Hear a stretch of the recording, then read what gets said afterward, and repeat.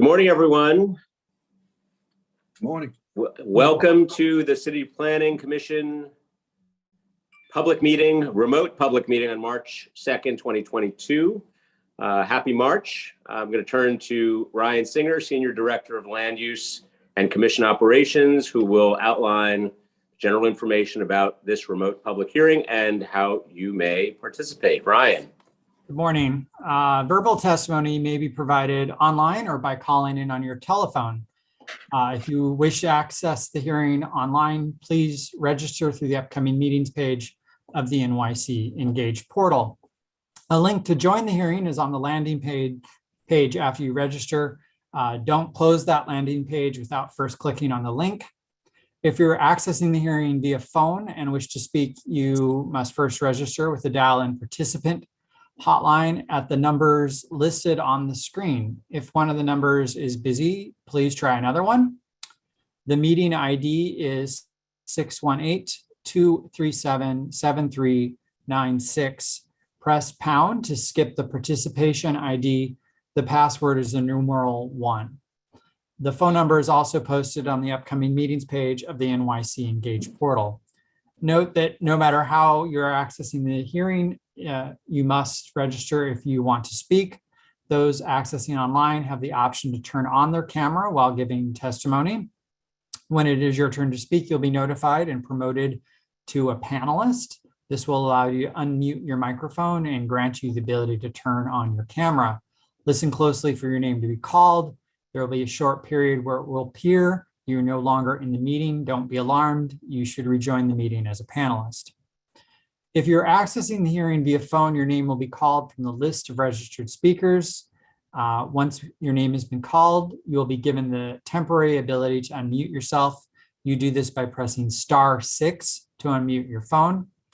For those listening through the hearing through the online live stream who decide they wish to speak during the hearing, they must first register to speak to the upcoming meetings page of the NYC Engage portal.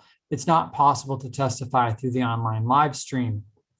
For those accessing the hearing via phone who have not yet registered to speak but decide they wish to do so during the hearing, they also must first register through the dial-in participant hotline that I described a moment ago.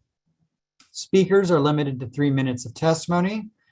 With a few exceptions, elected officials are accorded the courtesy of jumping to the front of the queue and are not limited to 3 minutes.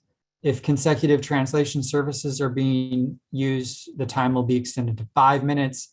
And if an applicant team with 3 or more speakers wishes to make a team presentation, the team will generally be allowed a total of 10 minutes. The chair will announce when the time limit is reached. Be mindful of potential background noise during your testimony. Make sure that if you're watching the proceedings via live stream, that the live stream is muted when you begin your testimony. Otherwise, there will be an echo.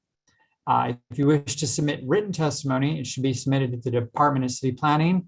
The mailing and email addresses can be found on our website, planning.nyc.gov.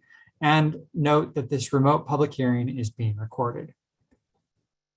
Terrific. Thank you very much, Ryan. And let me just welcome everybody once again to this remote public meeting of the City Planning Commission.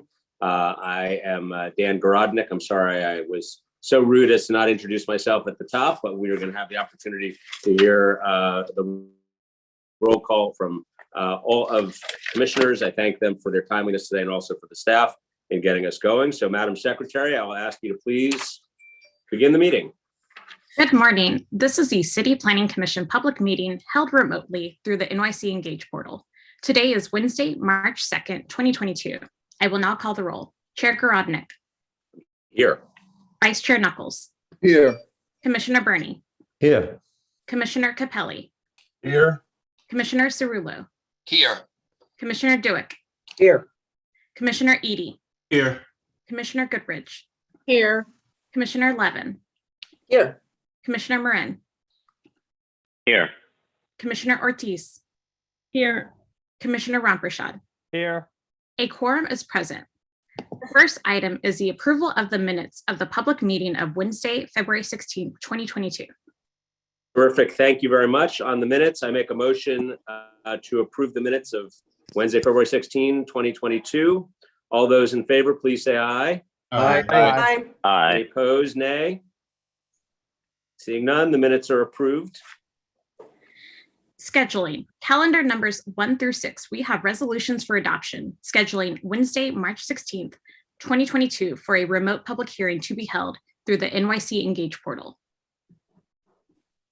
On the resolutions, again, I make a motion to approve the resolutions, scheduling March 16 for a remote public hearing. All those in favor, please say aye. Aye. Opposed, nay. Thank you. Those resolutions are adopted. The next part of the calendar is the reports section on page 11. Reports. Borough of Brooklyn, calendar numbers 7 and 8. Sutter Avenue rezoning, CD5, calendar number 7. C210031 ZMK, calendar number 8. N210032 ZRK. In the matter of application for zoning map and zoning text amendments concerning Sutter Avenue rezoning. For favorable reports on calendar numbers 7 and 8, Chair Gorodnick. As I was not yet in this role and present for the hearing, I will abstain on the Sutter Avenue rezoning. Vice Chair Knuckles, Yes. Commissioner Burney, Yes. Commissioner Capelli, Yes. Commissioner Cerullo, Yes. Commissioner Duick, Yes. Commissioner Edie, Yes. Commissioner Goodrich, No. Commissioner Levin, Yes. Commissioner Marin, Yes.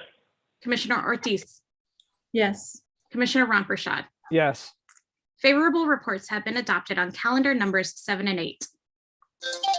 Borough of Staten Island, calendar number 9, Tennyson Drive, CD3, N220128 RCR, in the matter of application for the grant of certification concerning 9 Tennyson Drive for adoption on calendar number 9. Chair Gorodnick, Aye. Vice Chair Knuckles, Yes. Commissioner Burney, Yes. Commissioner Capelli, Yes. Commissioner Cerullo, Yes. Commissioner Duick, Yes. Commissioner Edie, Yes. Commissioner Goodrich, Yes. Commissioner Levin, Yes. Commissioner Marin, Yes. Commissioner Ortiz, Yes. Commissioner Ramprashad. yes, Calendar number 9 has been adopted. Borough of Staten Island, calendar number 10, 51 Wilbur Street, CD2, N220231 RCR. In the matter of an application for the grant of certification concerning 51 Wilbur Street for adoption on calendar number 10, Chair Gorodnick, Aye. Vice Chair Knuckles, Yes. Commissioner Burney, Yes. Commissioner Capelli, Yes. Commissioner Cerullo, Yes. Commissioner Duick, Yes. Commissioner Edie, Yes. Commissioner Goodrich, Yes. Commissioner Levin, Yes. Commissioner Marin, Yes. Commissioner Ortiz, Yes. Commissioner Ramprashad. yes, Calendar number 10 has been adopted. The next part of the calendar is the public hearing section on page 15. Thank you very much, Madam Secretary. We're going to ask those who are testifying to limit their remarks today to 3 minutes, after which time you will be muted. Any further reminders from you, Mr. Singer? No, that covers it. Thank you. I'll ask the calendar officer to call the item. Borough of Manhattan, calendar numbers 11 through 16.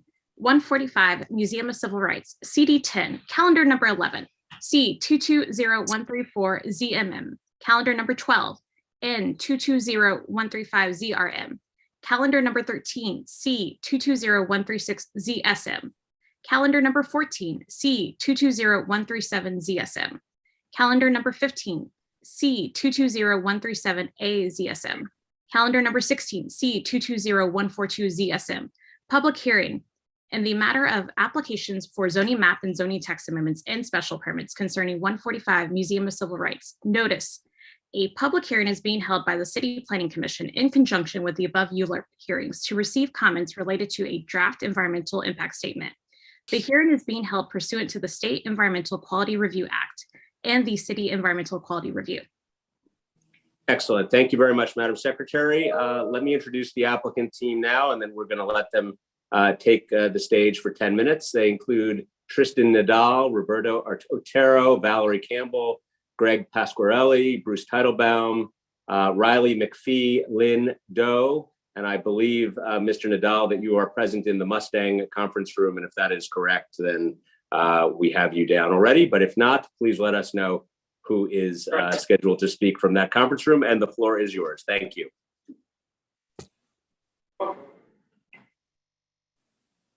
Here we go. Yeah, can you hear us? We can hear you. Okay, thanks everybody for joining, and thank you, Mr. Rodnick, for allowing us to speak today. We'll start with an overview of the design and then get into some of the community benefits. And then we'll open it up for questions. We'll start with Greg Pasquarelli from Shop Architects. Can you guys hear me? Yes. Okay, terrific. Good morning, Chairman Gorodnick and Commissioners. My name is Greg Pasquarelli. I'm a founding principal at Shop Architects. And we're honored here to talk about the 145 Museum of Civil Rights project. Next slide. As we said, Tristan Nadal and Bruce Teitelbaum will also be presenting today. And Valerie Campbell from Kramer Levin will be available if there are any questions regarding the zoning actions. Next slide, please. Next slide. Who's pushes the slides forward? Okay, we'll get that done. Hang on. Okay.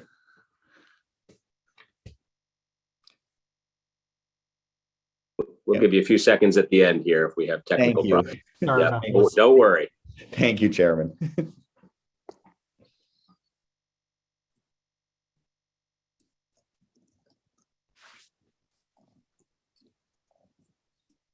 We're having some technical difficulties. Let's stop the clock and we can reset it. Thank you. So we can get these. Great. Hang tight for a moment. We'll sort it out.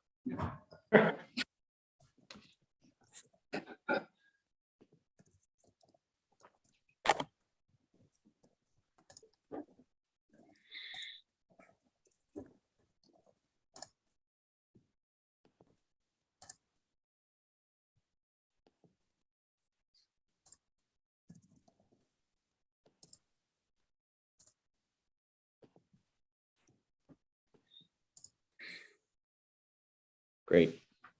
So we're able to proceed. Yeah, it looks like it. Okay, Terrific. excellent. We're going back to the applicant team. It looks like we're set up to move the slides forward. So you Wonderful. can go ahead and pick it up from here. Thank you. Okay, can everybody hear me again? Yes. We can. Yeah.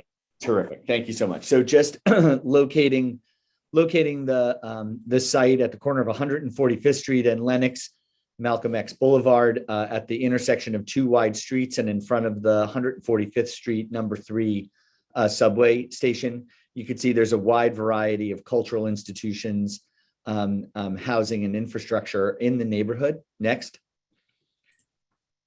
The current existing conditions are mostly either one-story buildings. There are no residents on the projects. There are some vacant gas stations, one existing gas station, some vacant lots, a few vacant storefronts, a few businesses. There's the Timbuktu Islamic Center, and of course, the National Action Network headquarters is in an office on the site. Next. The as of right zoning allows a large amount of community facility and retail. This is from our EIS statement that shows the kind of things that could be put on the site. As of right, it would be a very small amount of residential with no requirement for affordable housing on the corner of 144th and Lenox. It is also possible to put storage facilities on the site as of right. Next. The proposed design, next slide. So the idea here is 2 residential towers. Building 1 would be between 28 and 30 stories. The podium of that building that you can see in the light blue with the yellow hash marks has a flexibility to be either office space or more residential. the building 2 would be 32 stories further down on 145th Street. And then in the purple in the middle, that would be the community facility element, which would be the museum. And then at the top of building 1, you can see retail all along both 145th Street and Lenox. And at the top is the sort of beacon, what we call the beacon scenario, which is an event and study space. Next. As you can see, within a few blocks, since our building would be somewhere between 28 and 32 stories, within a few blocks, there are multiple buildings that are also of similar height. Next. And here is the ground floor plan. So you can see small neighborhood retail all along 145th Street, also holding the corner and down to the corner of Lenox and 144th. And you can see the 2 in yellow, the residential lobbies, and then a dedicated lobby for the National Action Network, and then the museum in the center. And then the event space has its own dedicated entry, which you can see in blue between the retail and next to the museum. Next. Here you can see these are conceptual ideas of what the facade might be like, but you can see the 2 residential and office and retail buildings flanking the museum in the center. Next. And taking away the facade, you can see it'd be a multi-level museum with galleries and educational programs, a large sort of very transparent entrance at the bottom, and then a rooftop garden and learning center at the top. Next. And one of the things that we think would be really wonderful is to do have a competition for a phenomenal mural that would be flanking the museum that goes up on each side of the 2 towers that embrace the museum in the middle. Next. And I turn this over to Tristan and Bruce.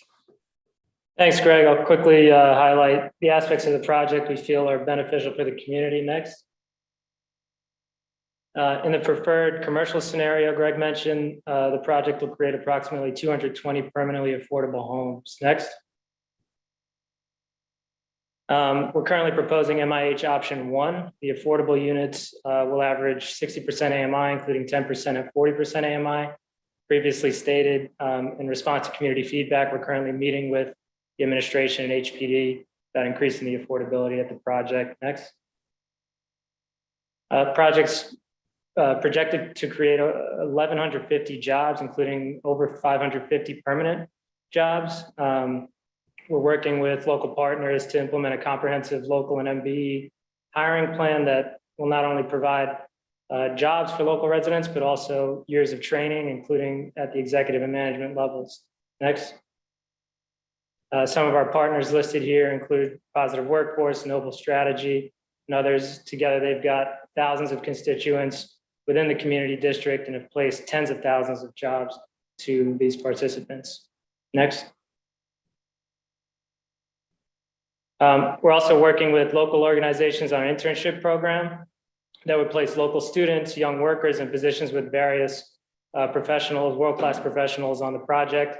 We're already implementing and funding an educational workshop series in partnership with NYSERDA and local stakeholders to introduce local resident opportunities in the green economy, which is the fastest growing sector in the state, and related sectors like engineering, design, development, and others.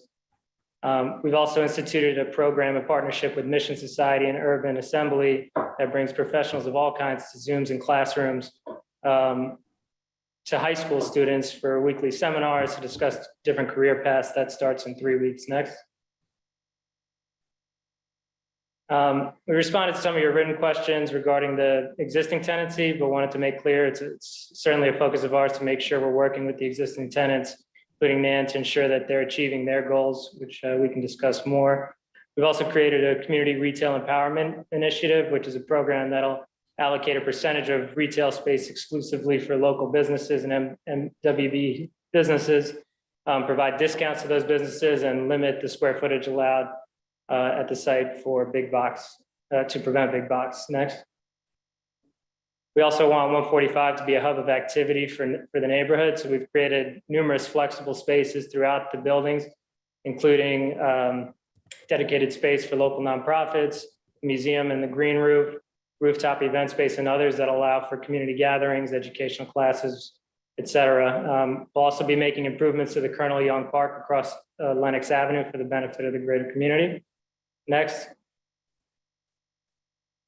And one thing we wanted to address, displacement concern, we've heard from a lot of constituents, so just wanted to hit it head on. First, to just set the context, you can see here that there's been a real dearth of housing created in the district in general. We can create 3 to 4 times more affordable housing units than have been created under MIH since the program's inception. 25% of the total public affordable housing since 2010, and a third more housing overall that's been created in this district since that time as well. Specifically as it relates to displacement, we know there's no existing housing units on the site, so there's no direct displacement. With regard to secondary displacement, it's a complex issue, but specific to this community board, over 80% of the housing stock is rent regulated or condo co-op, which means that there is no practical way for landlords to displace the vast majority of existing residents. However, in order to combat any bad actors, we're in discussion with Palante, a local tenant advocacy group, to administer tenant representation services for any local residents who may experience pressure. And finally, just with regard to the market rate units, we believe there'll be more than enough demand from local residents to fill them. 27% of households in the district make over $100,000, and there's a large contingent of union and public worker households here that have specifically asked us for market rate apartments so that they can stay in Harlem and housing commensurate with their needs. Next. I'll now hand it over to Bruce Titlebaum to talk about the green plan and close out.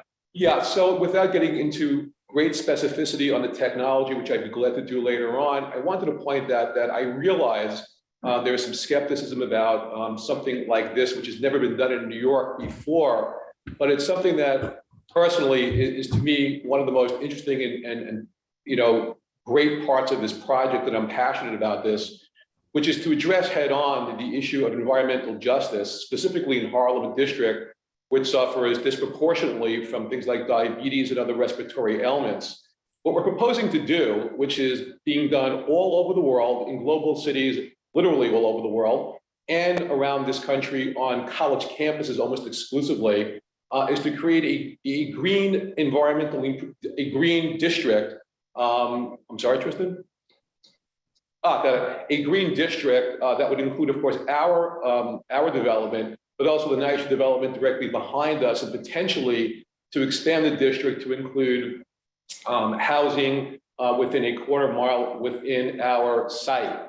The notion here, of course, would be to reduce carbon emissions drastically, but there are secondary and tertiary benefits, including massive job creation and job opportunities and training for local youth in one of the fastest, if not the fastest growing industry in the state of New York, the green technology industry, which happens to be very, very much disproportionately weighed towards men and against minorities who need to get into this field. It's a growth industry, so in addition to the environmental benefits of it, there's also an economic benefit, which we're very excited about. Great. Thank you very much. I believe that's your last slide, right? Okay. Thank you to the applicant team. We're going to take questions from the commission now. I will start. Let's talk about the space for the museum for the moment. My understanding is that this is a museum that is in formation but does not yet exist. So from a land use perspective, I think that we're interested in knowing the status of the museum and also what you would consider using that space for in the alternative of a museum. So just if you could share with us the status of that, we would appreciate it.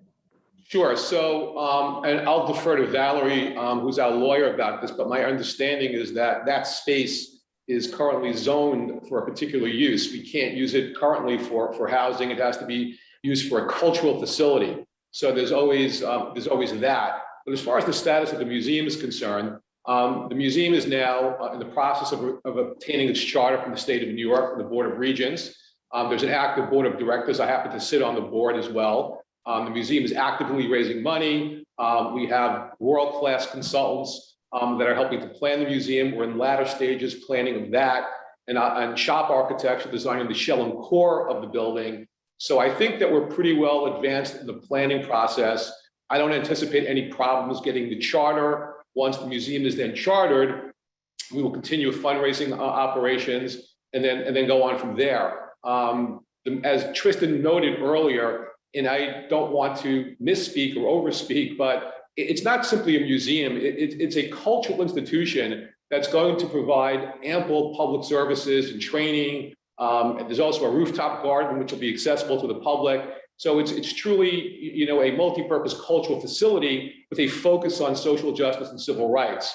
I'm highly confident that we'll be able to get this done. And I think one of the big reasons is because we, the developers, owners, are paying for the construction of the shell and core, plus a significant amount of soft costs, which obviously will help them greatly. Other institutions don't have that advantage, which is why it's so difficult to do something like this in New York. If I could interject, just in terms of assurances, right now, the project will have a restrictive declaration. And the current draft of the restrictive declaration requires that the space that's shown for the museum on the plans has to be used for use group 3 or use group 4 community facility. Obviously, that restriction could be refined as we go through the process. Okay, thank you very much. And as I ask commissioners if they have questions to use the raise hand function in the on the Zoom, let me just follow up with a couple of more of my own. Mr. Teitelbaum, I think it would be worth your saying a little bit more about the Green Energy District. It sounds like that is one of the components of this project that is, from your view, one of the most important. So say a little bit more about how that works and how we should be thinking about that in the context of this proposal. Sure. So the technology exists certainly for us to turn our building a green by employing a suite of different technologies: geothermal, battery storage, wastewater retrieval, etc. That's not big news. I think the big news is that what we want to do is to create a district-wide energy plan so that the benefits that we will enjoy can also be enjoyed by other residents in the community. Obviously, there's an imperative to reduce carbon emissions citywide, but in particular, places like Harlem. The technology is not that complicated. The ancient Romans used this technology. And as I said earlier, Chairman, this system is being deployed in cities all over the globe.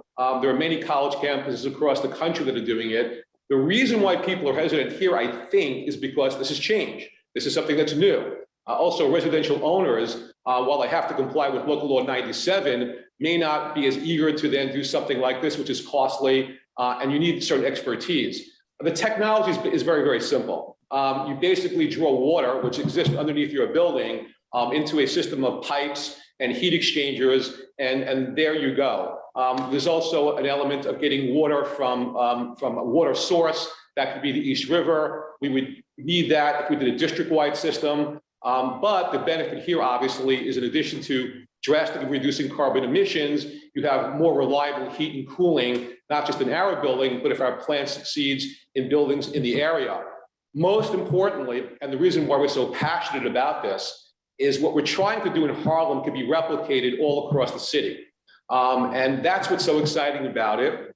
There are plenty of places around the city in the different boroughs, especially sites that are near water, that this kind of technology can be used.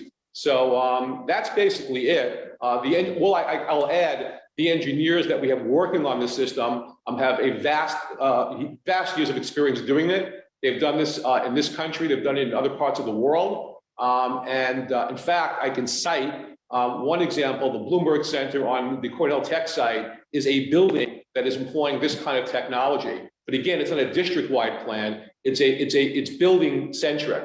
The uniqueness of this plan is it would be hopefully district-wide, and I think that's the critical element. Okay, thank you for that. I'm going to go to Commissioner Edie. Good morning, and thank you for your testimony and your presentation. I have two questions. The first has to do with the green energy plan you mentioned. I was curious as to where you are in conversations with NYCHA and DEP. Have they been brought into this conversation? Have they signed off on it? Where are those conversations today? So thank you, Commissioner. With respect to NYCHA, yes, we've been in touch with folks at NYCHA. I don't want to speak for them, but I think they were very enthusiastic about what we're trying to accomplish. As you probably know, those buildings are now being worked with the RAD program. There are companies coming in to work with them. And we have reached out, obviously, to the Housing Authority, to the president of the Housing Authority there. And we plan on speaking to the folks who will be part of the RAD program. As far as DEP is concerned, we've had extensive conversations with DEP over the past several years, but I want to be clear, Commissioner, not about this particular site, about another site that, God willing, I'll be before you soon in Long Island City. We're working with a law firm, Cy Padgett, an attorney, Michael Bogan, who is probably one of the leading experts in the state on this issue. And I should tell you that the state was enthusiastic about this. We are working closely with NYSERDA and with NYPA. In fact, NYSERDA has agreed to co-host with us opportunity workshops for the community. So while I haven't spoken to DEP recently about this project, our attorneys have been in touch with DEP at the most senior levels. And lastly, I was in communication with the Lieutenant Governor and with the Governor's Chief of Staff about this plan. They're aware of it. And my expectation and hope is I'll be meeting with them shortly to brief them more completely. And just for clarity, we have, for the Drew houses behind us, the new developer who's coming in, we have a relationship with and have started conversations with them about it, who's doing the RAD program there. And we've also talked with leadership at Esplanade Garden and the Hamilton houses as well. Thank you. Please keep us abreast of those conversations. Absolutely.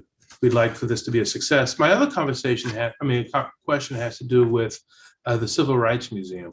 I understand that there is another Civil Rights Museum currently under construction on 125th Street. And I was curious as to whether or not there have been any conversations. Do you believe the market is large enough for two? How do you see the two of them functioning 20 blocks apart? So Commissioner, you're asking all the great questions here. I see that you've been very well briefed. I think you're referring to the project at 125th Street with the Urban League. I believe that's what you're referring to. I am, yes. Yes. I've met with Mark Morial a while ago, and I know that Reverend Sharpton and members of our board have, my belief is, spoken to Mark.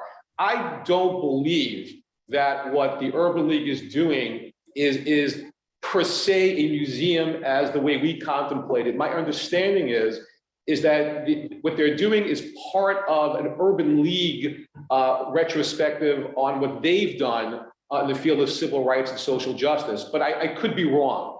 I think the distinction is twofold. A, what we're trying to accomplish at 145th Street is a much broader traditional kind of museum with a heavy social justice component, but additionally, you will have a lot of community programming on the arts, technology, job training. That's not going to be at the Urban League Center, I believe. And lastly, our site's a standalone site, whereas I believe the Urban League project is a floor or it's a part of the existing building that the Urban League is building. That's my understanding.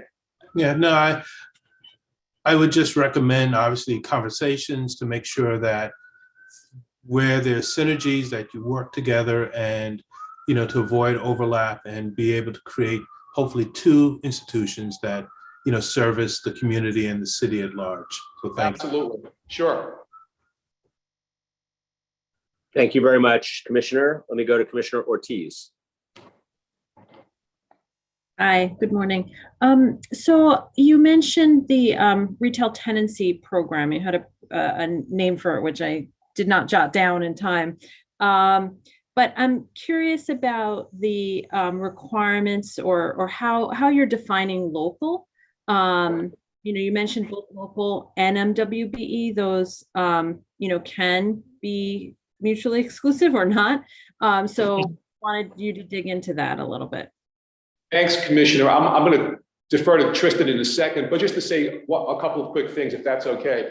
In the course of our communications with folks in the community, specifically with several elected officials, they pointed out to us that what was important to them was to get existing Harlem businesses or folks who want to be in business and give them an opportunity in a space to work. So that we took that seriously. So what we want to do, and I'll let Tristan answer the rest of this, is we want to reach out to folks who are already in Harlem, and he'll define the parameters as you asked, but also folks who want to get into business, perhaps small business folks, because we've committed not to big box stores, not to do big stores there, and do community-centric businesses. So we're trying to reach out to the local Chamber of Commerce, other individuals that we know who are currently in business and want to expand or create new opportunities to welcome them to the site. I'll let Tristan talk about the specificity of what the plan is. Tristan? Yeah, and I think importantly, we want to thread that needle of folks that aren't already, too large, emerging, but also, have standing that they'll be able to succeed. So, we were thinking within the councilmatic district that, there's certain qualifications that are required in terms of amount of stores already open, maximum amount of revenue in the door already, so that it really is going to, again, emerging stores to help them expand, and then providing, a percentage discount on what would be considered market rent at the time of lease up to, again, facilitate the success of that business for the local retail that we would be doing. And it's about 44,000 total square feet of retail. And we propose, a reasonable percentage of that to go towards this program. And as you said, there would be different distinctions, Commissioner, between, just local and MWB, sorry.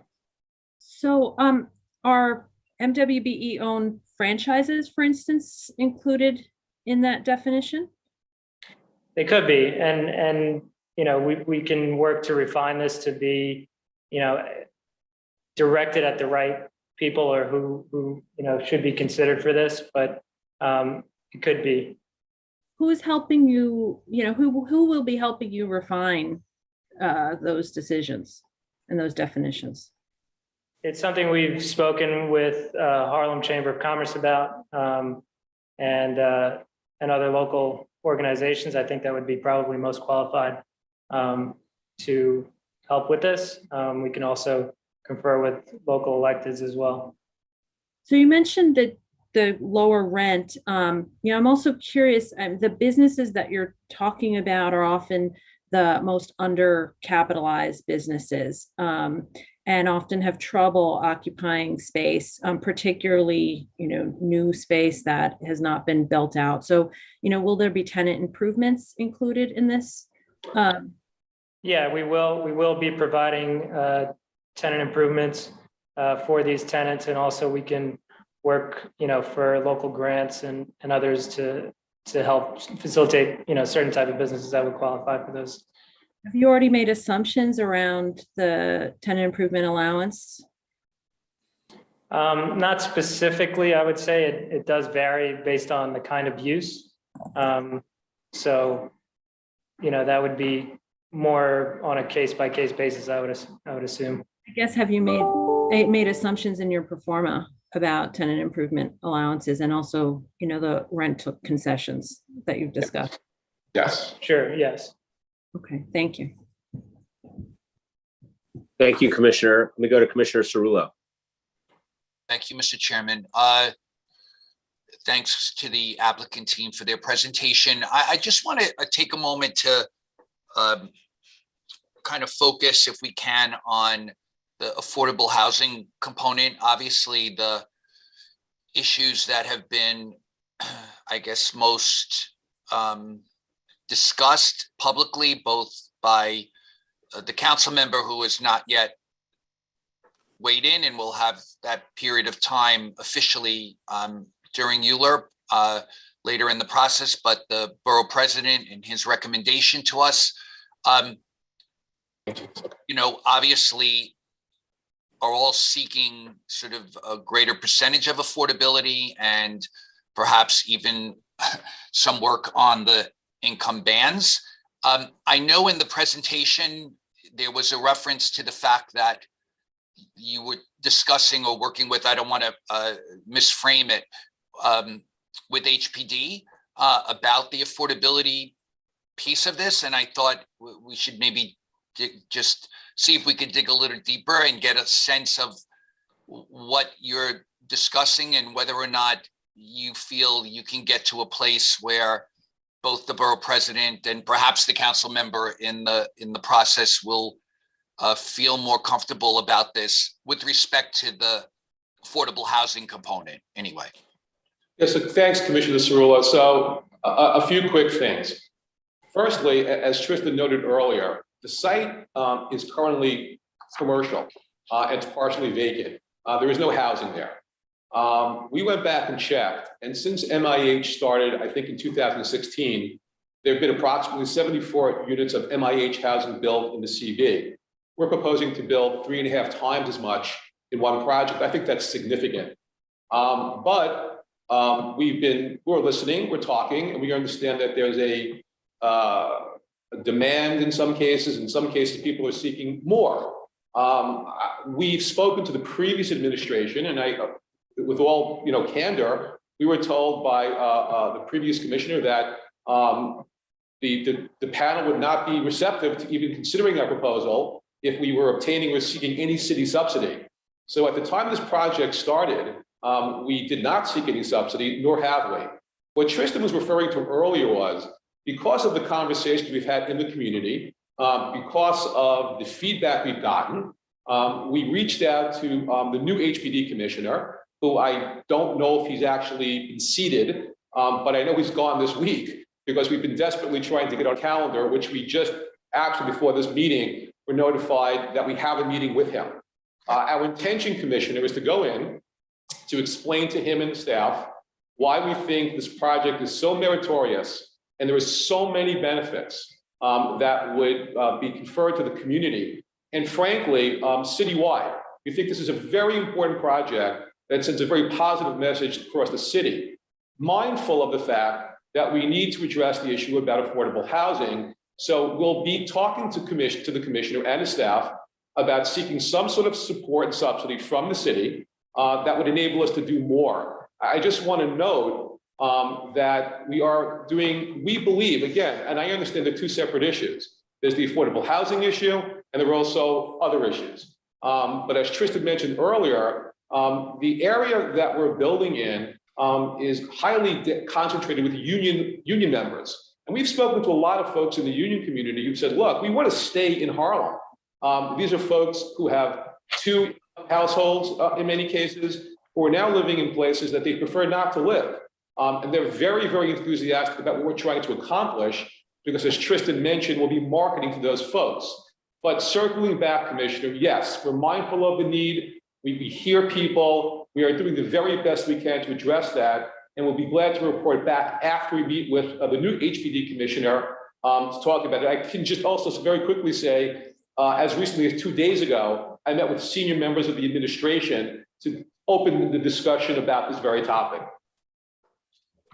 Thank you very much for that explanation. And I have no doubt we'll all be excited to hear more about these discussions and where they lead. I appreciate the explanation and the work you're doing to try to address the issues that have been raised. So thank you. Thank you. Thank you, Commissioner Cerullo. And on that point, let's just go back to the note that was made in the presentation about displacement and about tenant representation services.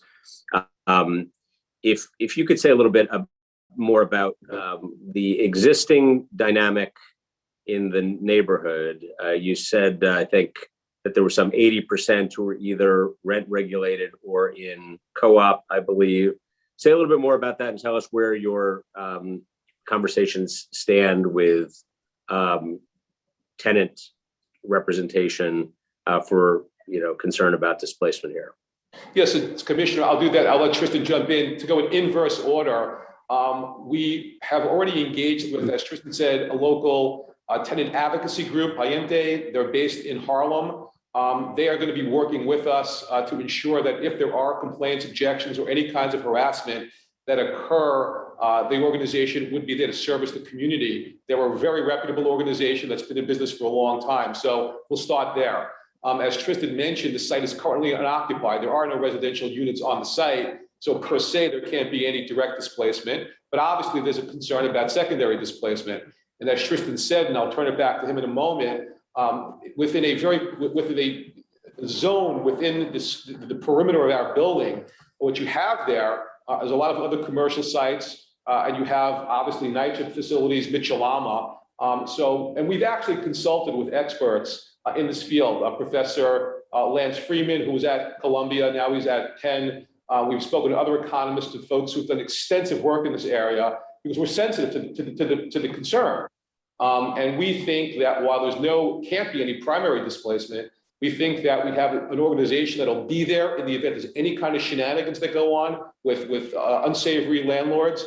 But to answer your question specifically, I'll let Tristan talk about the composition of the neighborhood and why we feel the risk of even secondary displacement is quite minimal. Tristan?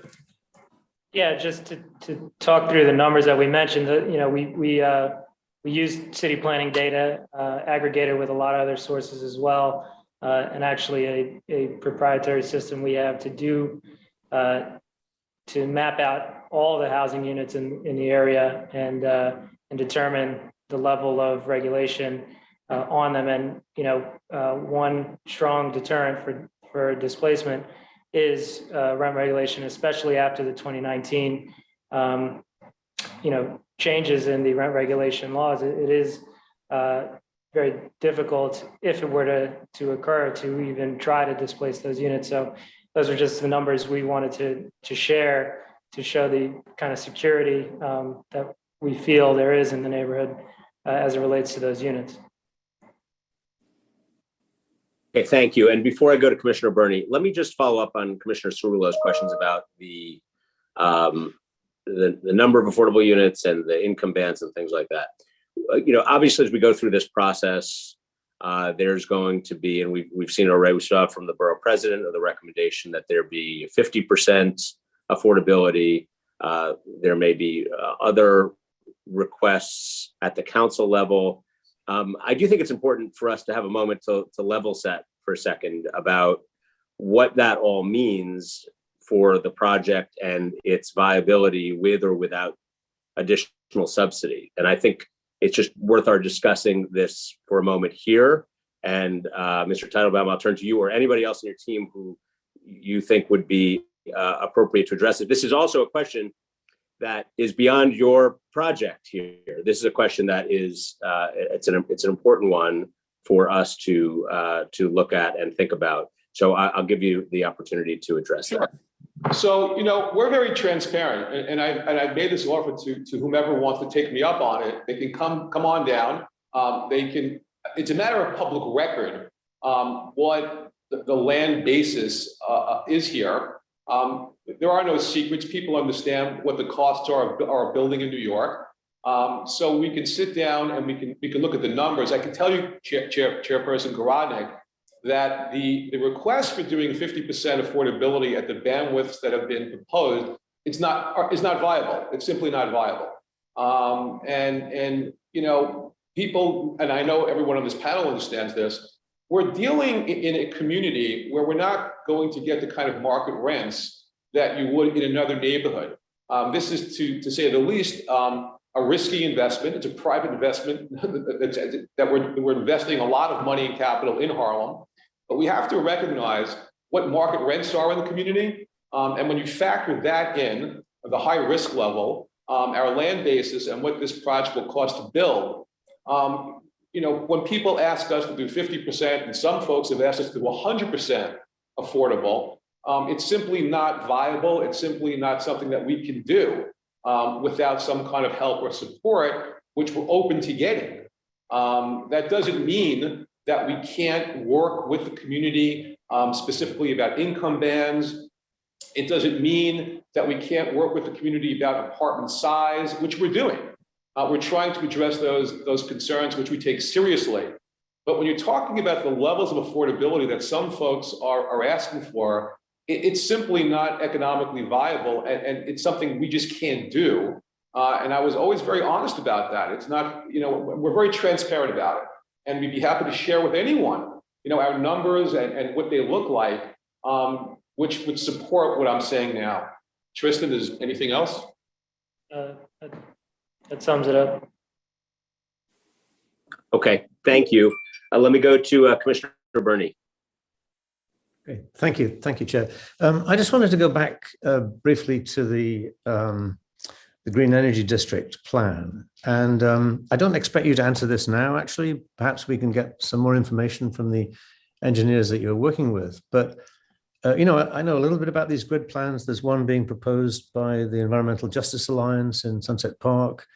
I know that they're technically very challenging. I mean, the idea of using ground wood heat source to provide energy for an 866,000 square foot building is really, technically challenging would be an underestimate. And then to say that that's going to be expanded to a broader district, including NYCHA, just seems, I don't know. I don't quite know how that works. So I'd be interested to know how. It's also, of course, requires enormous capital expenditure. And I wonder where that's coming from, because as you say, this is a private investment. I don't know where the resources come. If they can't come for subsidies, they certainly can't come for a district-wide grid plan.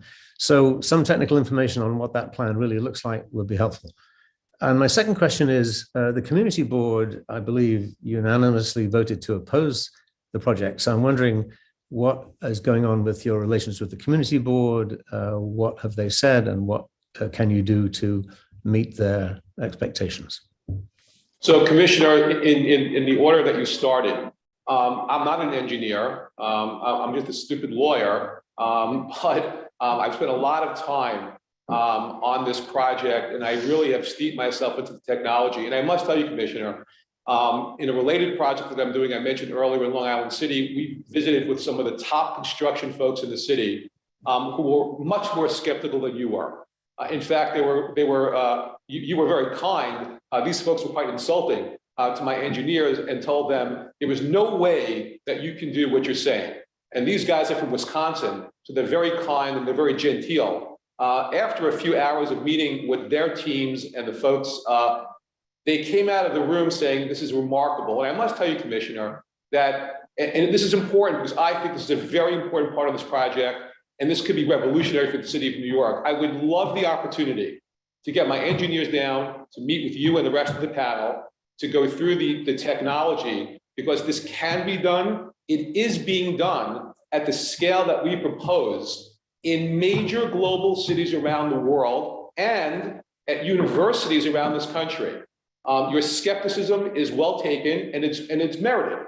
But I believe if you gave us an hour with our engineers, they would explain to you how they could do this. And I'd be glad to supply the commissioners on this panel with the examples all over the world where this is being done at the scale that we propose to do it. With respect to financing, the financing markets are percolating right now with all sorts of capital financing in this particular area. Obviously, the president last night spoke about his multi-trillion-dollar infrastructure plan. And I can tell you that in conversations with the leading investment banks in the city, there is plenty of money that's circulating for exactly projects like this. In fact, I've been in touch with the Green Bank, the state environmental bank, which is eager to put money into this deal. This is, as Tristan mentioned before, the fastest growing industry in the state of New York, the green technology sector. So there is plenty of money out there. And lastly, you're correct. This is a private investment. We have a plan to put together a firm that would finance this, operate it, and we'd have a reasonable return on our investment. We'd love to share that with you. With respect to the community board. Before you go, just to say, I would be thrilled to give you an hour or whatever time you need. I'm very interested in this topic, so I look forward to that discussion. So thank you. And for those who are unable to spend an hour with us, our website does have good information on this topic at www.145harlem.com, and we can share that as well. Commissioner, I'm going to take you up on that. I'm going to follow up with the chairperson or perhaps someone on the staff, and I would be glad to do that. I think it's fascinating. It's fascinating stuff. And I think that once you hear what we're planning, I think you'll warmly embrace this. And I'm also going to do something else. I don't want to mention their names because I don't have their permission yet. There are a couple of the biggest global engineering firms and construction firms in the world that are working with us. I'll have them come to the meeting as well, if I can enlist their support to explain what we're doing. With respect to the community board, look, we have a lot of respect for folks in the community. On the community board, we made repeated attempts to meet with them prior to the hearings that were held. I'm disappointed in the sense that if you go back and look at the record, the vast majority of the questions we were asked at the public sessions, almost all were about the affordable housing issue, which is a legitimate issue and is a legitimate concern that we need to address. There was almost no discussion about any other aspect of our plan, none. And that was disappointing to me. And I've said this before on the record. It's regrettable. And all I can say is this. We continue to work with folks in the community. We have extensive contacts and friendships and relationships with lots of different people in the community. We began this process 5 years ago. We have met with hundreds of community leaders, every public official, and we continue to do so. And my only hope is that maybe we can become better at persuading folks or communicating our message so that they better understand what we're trying to accomplish, and then hopefully tweak the plan so it makes it more attractive and appealing to those folks who initially weren't so thrilled with it. That's our commitment, and that's all we can do. Okay, good. Thank you. Thank you, Commissioner Burney. We go to Vice Chairman Knuckles. Thank you, Chair. I wanted to go back to an earlier reference to, I guess it's the parcel that's now occupied by NAN, which your lawyer indicated is restricted to a cultural use. Under the proposal that you envision here, who then would have the fee interest in the parcel containing the cultural space? So, Vice Chair, if I understand your question correctly, you're asking about the land, the dirt, the fee position underneath the museum, correct? Correct. Okay, so without getting ahead of myself or without misspeaking or getting ahead of my negotiations with Reverend Sharpton and the folks who potentially are our tenants, I can't give you a definitive answer, Vice Chair, because there isn't a definitive answer yet. So I apologize for being opaque, but perhaps I could say this. We are currently in discussions with folks there, and specifically the group that you just mentioned. And hopefully in a few days or weeks, there'll be more clarity about that. But I will just try and say this, and you can infer what you'd like from this response. We are going to be as open as we possibly can to create a kind of relationship that suits all parties and that works for everyone. Very well. I look forward to the progress of the talks. Thank you. Secondly, Mr. Teitelbaum, if not to be pessimistic, but if for whatever reason this vision of the parcel does not happen, what would you envision for the as of right uses now permitted on that parcel? So firstly, I've gotten into a lot of trouble answering that question before, so I'm going to be more careful about what I say. Look, I'm an eternal optimist, and I believe that the merits of this project are so overwhelming and so compelling that I ultimately believe that we will prevail. Having said that, I've said this before, and I'll try and be as direct as I can. We are not going to sell the parcel. We did not buy this parcel to flip it. We're not flippers. We bought the parcel to develop. Greg and I think Valerie are probably squirming because they're nervous about what I'm about to say, but I'll be careful. Look, Valerie is better than me and Greg are better than me to explain what the as of right entitlement is, and perhaps I'll let Greg do that. Vice Chair, we want to build this project. If we are denied the opportunity to do that, we will not sell the fee position, we will develop it. And if Greg, if you can explain with Valerie what that as of right option looks like, then you'll get yelled at later, not me. So perhaps you could just explain what the as of right is. Valerie. You're on mute. Sure. All right, thank you. Valerie, do you want to talk about the square Well, footage? just the corner parcel that is currently zoned as R72 with the C1 overlay could be developed for residential project, but it would be a relatively small one. There's no affordable housing component.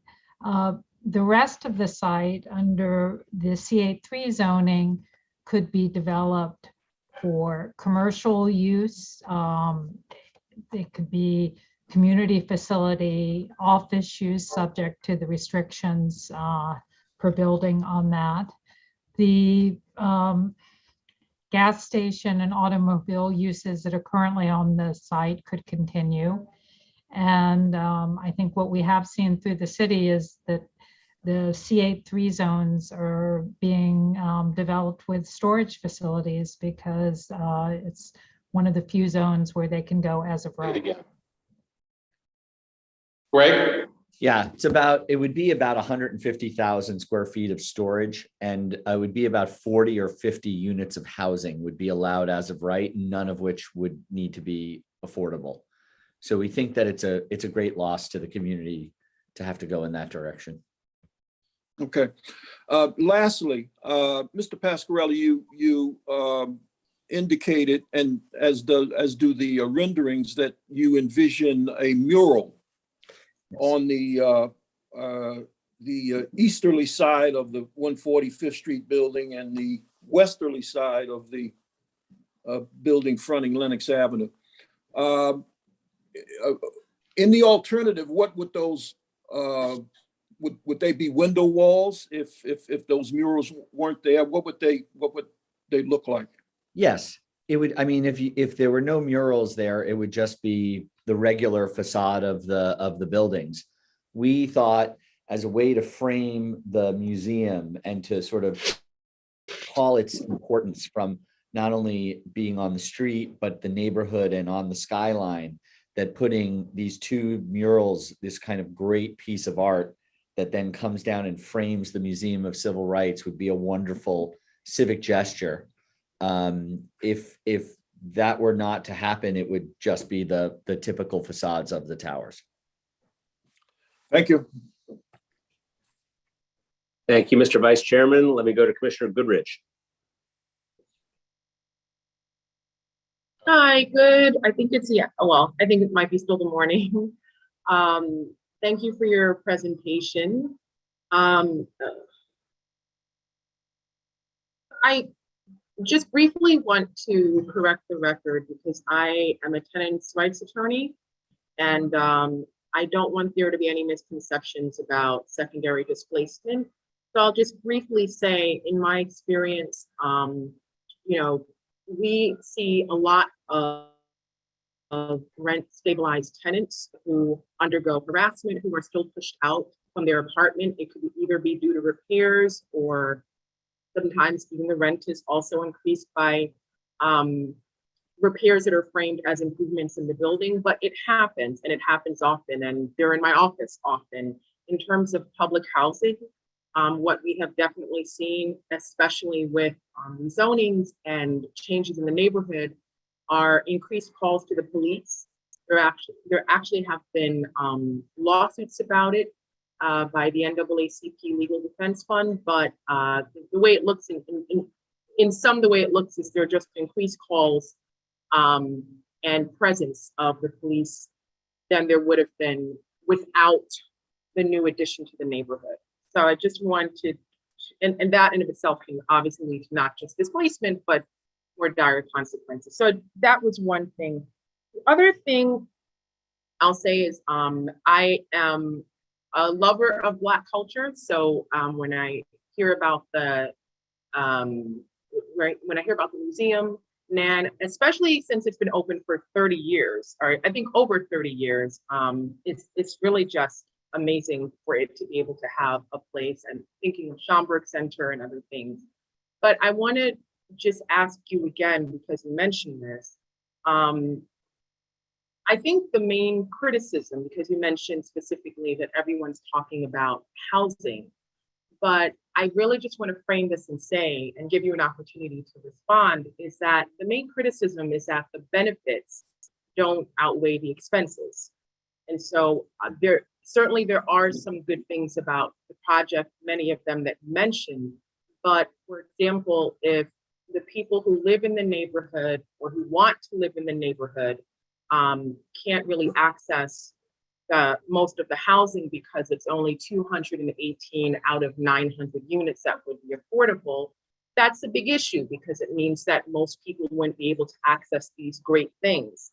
The other thing, you mentioned about this, there was a lot of talk about the small businesses before, so I won't talk about that, but the height of the building is also something that has been of concern, I think, to a lot of folks, because it is a very tall building. And I know that it was mentioned in the presentation that some blocks away, there are other buildings that are of a similar height, but there was also, there's also some concern about those as well. So it's not like, same residents said, oh, those are okay. So I just want to give you an opportunity to respond, because I think the main specific issue is that the actual this criticism itself is that the benefits don't actually outweigh the cons. It doesn't trickle down in a way that would be accessible to people who live in the community. Small businesses would be pushed out, and people wouldn't be able to access the housing. So please, I'd love to hear what you have to say. So Commissioner Goodrich, totally on point, great questions. Let me try to address it if I can quickly. Well, first of all, we think, and we've heard these concerns before, we're mindful of those concerns. So in our discussions with the community, one of the biggest issues we've heard from folks there is underemployment, unemployment, and lack of opportunity for young people. That's one of the biggest concerns that we've heard. So what we've done, and Tristan mentioned our website earlier, we're doing something that I think is unique. I could be wrong. I'm not sure if other developers are doing this. We are going to create a mentorship, internship, and apprenticeship program that's going to be fully funded by us, where we will take local Harlem youth, people who live there now, irrespective of where they live, and we will identify whether it's Greg Pasquarelli's architecture firm, engineering firms, lobbying firms, law firms, construction firms, green technology firms, and we will mentor young people in Harlem who otherwise may not have the opportunity to work at world-class architecture firms and law firms. And we will do so from the end of ULURP. I was asked this question yesterday by actually someone in the mayor's office, all the way through the completion of construction. So to make this really real, you take a 13, 14, 16-year-old girl who lives, let's say, in a NYCHA building. We're going to take her, if she wants, and put her at Greg Pasquarelli's office for 4 or 5 years. We're going to pay her a salary. She will be mentored by some of the leading architects in the world. Likewise, at law firms, engineering firms, construction firms, and our development firm. And think about, Commissioner Goodrich, if this was replicated around the city, literally thousands of kids, and by the way, kids maybe who were out of high school, in college, part-time school, who otherwise would not have the opportunity to be exposed to these kinds of professions. I personally think, and I'm passionate about this, it's a tremendous benefit for the people in the community now, irrespective of where they live. Secondly, right now, the retail shops in that district, in our site, are not owned by anyone who lives in Harlem, to best of my knowledge. And I'm not referring to the Timbuktu Mosque, that's a mosque. What we're proposing to do is to work with local community groups to get folks in the community who are either in business or want to go to business, and to help them with lower cost financing and significant TI so they can become entrepreneurs in Harlem. The third thing we're going to do are called opportunity workshops, which we have now co-sponsored by NYSERDA, where we will have our engineers, lawyers, lobbyists, the array of professionals working on this project who will be giving workshops for existing community members. Additionally, we have the job training program and lots of other things. So Commissioner, your question was well taken. We are very, very focused on doing something for the people who live there now. In addition to building affordable housing and other housing, the last thing I'll say, and Commissioner Burney talked about the green technology, I've done a lot of research in this. In the state of New York, the fastest growing industry is green technology. African Americans comprise 13 to 14% of the national workforce. Within this sector, they're at 7%. Women comprise 48% of the workforce. In this sector, 23%. Hispanics, 18%. This sector, 16%. So what you see are women, Hispanics, and African Americans who are underrepresented in the fastest growing industry in the state of New York. An industry, mind you, that pays high wages and offers opportunity and growth. We can take those jobs in Harlem for existing Harlem residents, focusing on youth, and give them a pathway up and out if they so choose, whereas they would not have such an opportunity. And I think not only is it unique for Harlem, I'm not so sure if anyone's doing this across the city. And lastly, I'll say, Commissioner, what we want kids and younger people, and anyone who lives in the community, to walk down 145th Street to see a magnificent building going up that they had a hand in building, they had a hand in planning, and it gives them hope and opportunity, which we think are very important for existing residents of Harlem. And just wanted to touch. Question. Now, I think I know the answer to this, but have you been before the City Planning Commission before for not the same, but a similar project with affordable housing, zoning redevelopment? Me personally? Yes. No, I've been on the other side of the table. I used to work in government for a long time and as a lawyer, but this is my introduction to this world. It's been quite illuminating, frankly, and quite exciting and thrilling. But this is, for me, my first rodeo. Okay, thank you. I'm sorry. I think I interrupted or we crossed. No, that's fine. Mr. Goodrich, I've probably done about 13 or 14 ULURPs and created and designed and created more than 100,000 units of affordable housing in the city of New York in my 25 years of having shop. So it's something that we're very familiar with and something we're very proud of. As have I done several, but also just wanted to address a couple points regarding to your last statement. Just some specifics to the Timbuktu Center, which Bruce referred to. We are working with them to actually facilitate them buying a location in the neighborhood that we would finance because of their difficulties financing for religious regions. So we are actively working with them and other tenants, again, to either come back to the site or move them within the neighborhood and potentially into a better position where they can have an ownership stake. And then again, we think the housing, even the market rate, is affordable to people in the neighborhood at different levels, but that's also why we have all these other spaces that we are dedicating space to nonprofits in the area for flex space. The NAN space, they will have a 400 capacity gathering space. We're donating to the park across the street. That'll be for the betterment of everyone. So we think there's, our aspects, and of course the museum and all the programs that are run off of the museum that Bruce referred to earlier, even for those who don't end up being residents, that are beneficial to those in the community. So just one, Commissioner Goodrich, he just reminded me, because you mentioned NAN earlier. You're right, NAN's been in that community since 1994, I believe. 91. So, we've committed to keeping NAN in the community, and that's obviously a benefit for the existing people, who live in Harlem now. And as I think Greg and Valerie mentioned before, that's not a given. We've been in touch with them, for years, and committed to keeping them in the neighborhood, which we think will be of great benefit, to the community. Okay, Mr. Pascal, what I wanted to, this is my last question. You mentioned you brought about maybe 25 applications before the commission. So my question is, and I think it's a question that a lot of people have, if we check those applications and we see when the applications were put through and the proposals that were made, the promises, and then we see how the projects turn out, would they match the promises that were made with the reality of the projects, how they turned out in those 25 applications, the promises of jobs in the community, who they're going to? You know, if we were to check them, would they actually match the promises that were made? Yes, Commissioner. I mean, I said about 12 to 15, not 25. All right, sorry. That's okay. But and again, I'm not the developer. I'm the architect and the planner, but I would be very, very proud of our track record.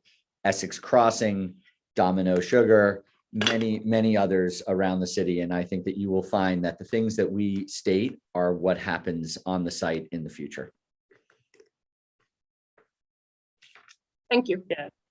Thank you, Commissioner Goodridge. Now, Commissioner Levin. Yes, it's the passion that the development team has for this project is infectious, and I think we've had some robust testimony about some of the key issues here. I wanted to ask maybe a little bit about some of the details, and they really fall into three categories. I'll put them out there and then ask them one by one. One is about the the unit mix of affordable housing. Next, about the 145th Street subway station, and about park impacts and park improvements. So first, to unit mix. The project you're proposing is overwhelmingly studios and one bedrooms. You've heard from the community board and the borough president that doesn't meet the area's needs. I wonder if you could explain to us why you're initially proposing that unit mix and what possibility there is for including more family-sized units. So we have, I think you're right, about 27% family-sized units. We received feedback initially that there was desire for studios and one bedrooms that were affordable to seniors and others. That said, in a typical, I would say, rental building, the ratio we have is probably weighted more towards 2s and 3s than you would typically see, which is probably 20%. So we started from that baseline already a bit higher. You're correct. We have seen the same feedback that you've seen and received that. We are currently working with Greg's team at SHOP to address that and create some more family-sized units that we are working through right now and intend to deliver. Okay, I think it's important to understand that we're really trying to meet a neighborhood need here, and that neighborhood has its own particular circumstances that doesn't make this just like any other development in Midtown Manhattan where there's a recipe for how you allocate these units. I think we need to pay close attention to who lives in the neighborhood and who wants to continue to live in the neighborhood. And I think that's going to demonstrate a greater need for family-sized units. On the 145th Street subway station, I realize that's an MTA issue. But that is a pretty pathetic subway station with no accessibility and a very short platform. And this project would dump a large number of additional users to that subway station. Can you tell us what your and I understand the MTA has said they're not interested in paying any attention to this, but it is adjacent to your site. And I'm wondering what thought you've given to what might be done there, what more we can do to press the MTA to work with you to improve that station. Yeah, thank you, Commissioner. So you're correct. Firstly, for the record, my recollection is that the MTA did a big capital improvement of the subway stations, I think about 4 years ago. And I know because I spoke to the head of the MTA at that point, head of capital. We talked specifically about the station, and as you correctly noted, it's a short station. There is no way that they can extend the station. They just can't do it from an engineering construction perspective. There's also a tunnel a series of tunnels that go beneath our property that connect to the station that have some kind of federal landmarking. It's a very, very archaic, sort of little crazy issue. It was something that we reached out to the engineers, and there's a complicated landmarking or a structural issue, which I'll be glad to follow up, Commissioner Levin, with you about that. But the MTA told us, as you correctly said, they spent a lot of money about 4 or 5 years ago doing capital improvements at the site. They have no intention of doing any more improvements to the site. So we've tried. We've gone to them repeatedly, and they just have no interest in doing so. We have spoken to folks in the community about doing some kind of intra-community transportation system that happens in other kinds of neighborhoods where you have shuttle buses and things like that. I understand that doesn't address the concern that you raised specifically, but there's only a certain amount we can do. We've committed publicly, we'll do so again. I'll call Janno Lieber again and see if we can sit with him and talk to him about doing something at the station. So that's the best we can offer at this point. Okay. I guess I have an architectural question, engineering question. Mr. Pasquarelli, would it be possible to put an elevator in the corner of your building to reach the subway station? I would have to check on that. I know that there were some complications. We could certainly get back to you with that. I think that's an important thing for us to know if it's even feasible, because we're on as you know, this commission is on a roll to encourage accessibility in all subway stations. And it's kind of inconceivable to me that we would put such a large project right on top of a subway station and not do something to address what everyone recognizes as a deficit at that station. I'll just speak a little bit to that with not full knowledge, but as Bruce said, they did do this renovation recently, and I think that was looked at. It is an extremely difficult site from a geological and utility constraints perspective. There are a lot of utilities that strangely run in the sidewalk there, which is not typical condition. We were again specifically left off of the accessibility agenda that came out with MTA for this site for some of those, I believe, reasons. And we again engaged MTA about it, and we received a written notice again that it was not feasible. Yeah. Okay. I think that's something we as a commission have to understand a little bit better before moving forward. Sure. So last topic is open space mitigations. This project, according to the EIS, will have open space impacts that need to be mitigated.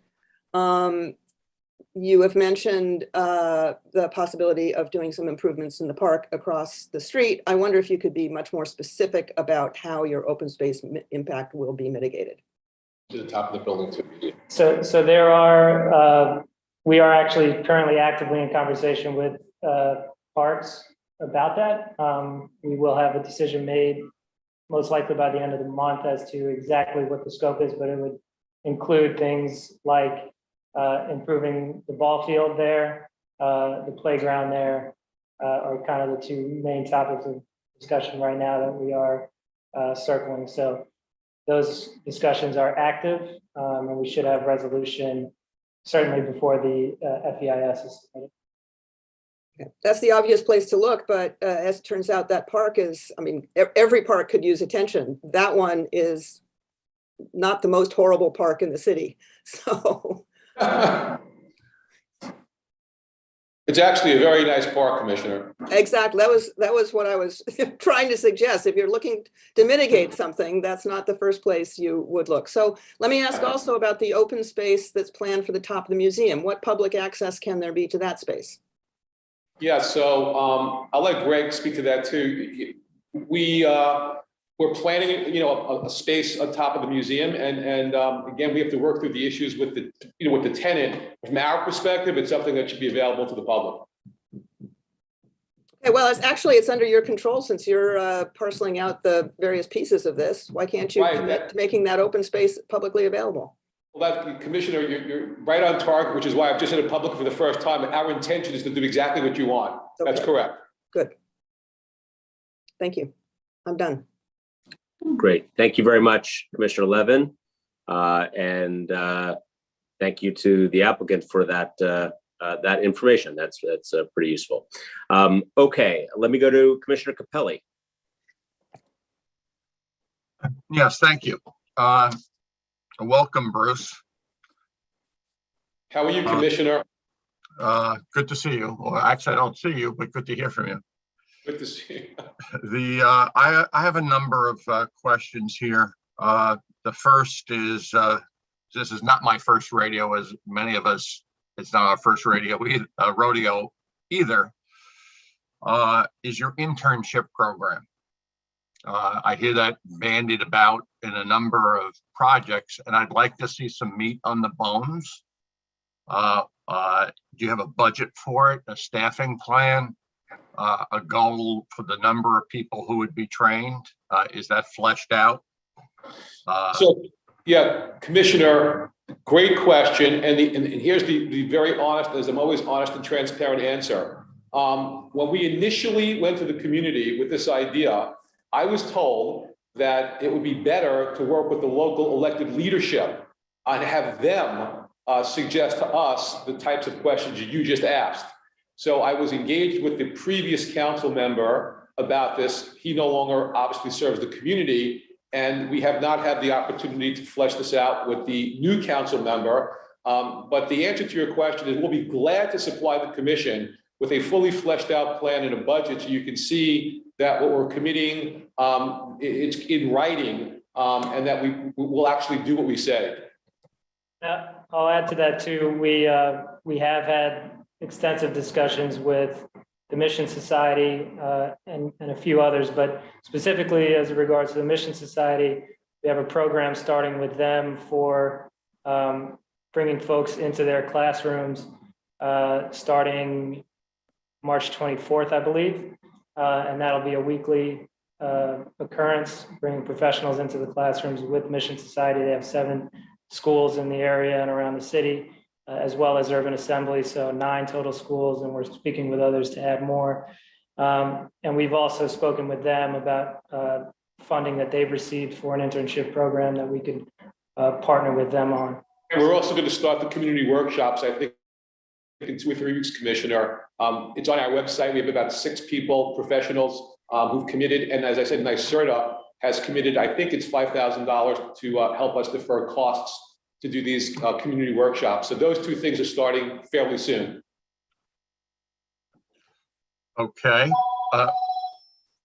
Second of all, the issue of height is a concern for me, particularly in view of the fact that this doesn't have the number of affordable units, at least yet, that I would like to see in a proposal of this type. And as well as the size of the units, as was mentioned before, is of great concern for the people. Greg, could you speak to the height of the buildings, Greg, please? The height of the building, I mean, it's very similar to the building right across the street, diagonally across the street, and similar to other buildings within a 5-block radius. But I think you were also talking about the size of the apartments. The size of the units. I mean, studios aren't going to cut it for a number of families that would like to remain there, and that needs to be aggressively rethought. Yes, we understand that, and we're working through that study right now. Of course, the larger the units, the overall number of units drops. But that's a balance that we need to strike. But we understand that, and we are studying it. Okay. And just to reiterate what I mentioned before, we did receive a lot of feedback from the community that would like small units to be, because they're affordable to an aging population who may be living alone or living with only other one person in the apartment. And just to address again the height a little bit as well, we think as was referred to earlier, at a train station at 2 wide streets is from an urban planning perspective, a good location for density. Okay, well, that kind of leads me into my 4th question, which I'll ask before my 3rd. As also brought up by Commissioner Levin, the MTA being the subway station being right below, and understanding a bit how they set their priorities as to what can be done and not done in the future. I agree with Commissioner Levin, as probably most members do, that having handicapped accessible subways is a prime mission for me, as well as many members of this. And I would hope that in reaching out to Jen Lieber and others at the MTA, we see if this can be rethought. And then just finally on Commissioner Bernie's comments earlier, I would love to, time permitting, to see that presentation on the green heating system when that becomes available. I've already texted our engineers in Wisconsin, and they're getting ready. And I'll follow up with Chair Gorodnick on that. And in the meantime, I would urge you, Commissioner Capelli, to go to our website. There's a fairly, extensive discussion about what we're trying to accomplish, plus several scholarly articles and research that we published that you can read about. But it's already— Bruce, if I can just cut you off for a second, let me suggest that you have your people put together something and send it into the commission, and we'll all take a look at it. I'll do that. We'll do that immediately. Thank you. Thank you very much, Commissioner Capelli, and thank you for that suggestion for submission of additional information. Let me ask if there are further questions from commissioners on this application before we go to the public. I do not see any hands raised at this moment in time. So I will say thank you to the applicant team for your presentation and for hearing our questions. And obviously we know there's complexity here, but we do appreciate your willingness to put something forward that is certainly significant and something for us to consider. And so we appreciate your time today. So we're going to follow our procedure here of 5 speakers in opposition, followed by 5 speakers in support. We'll go back and forth until that speaker list is exhausted. I will remind everybody that we have 3 minutes for your presentation. And our first member of the public wishing to testify in opposition to this application is Cicely Harris, and she will be followed by Brianna McClure. So Ms. Harris, when you are ready here, you may proceed. Good. Can you hear me? We can. Great. Hello. Welcome. Hello. Good to see you. Hello. Good morning, Chairman Gorodnick, commissioners. Thank you for allowing me to testify today. My name is Cicely Harris. I'm the chairperson of Community Board 10. I'm here to speak on behalf of the board. As you know, Community Board 10 voted to disapprove the 145 Museum Civil Rights application on January 5th. I in no way want to rehash our resolution. I believe it stands on its own. However, I would like to highlight some critical points: the lack of preparedness and responsiveness, which displayed a disconnect with the community and its needs, a lack of affordability, a lack of family-oriented housing, and how this type of zoning affects the community and the city at large. CB10 had 2 community meetings that gave the developer a chance to lay out plans and listen to the community.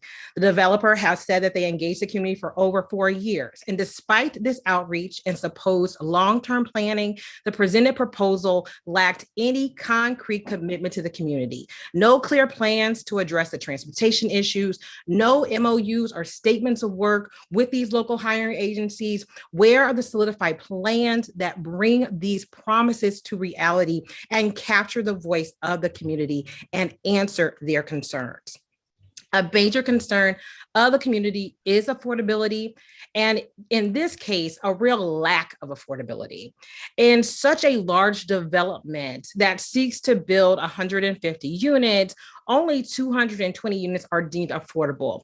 And while we welcome the opportunity to gain affordable housing, we're also gaining 630 market rate units. So only a quarter of these units are affordable. And many times without affordability, you get displacement where current Harlem residents can no longer afford to be here, and that as they are already rent burdened. Displacement also occurs when you have little to no family-oriented housing. As households grow, they have nowhere to go.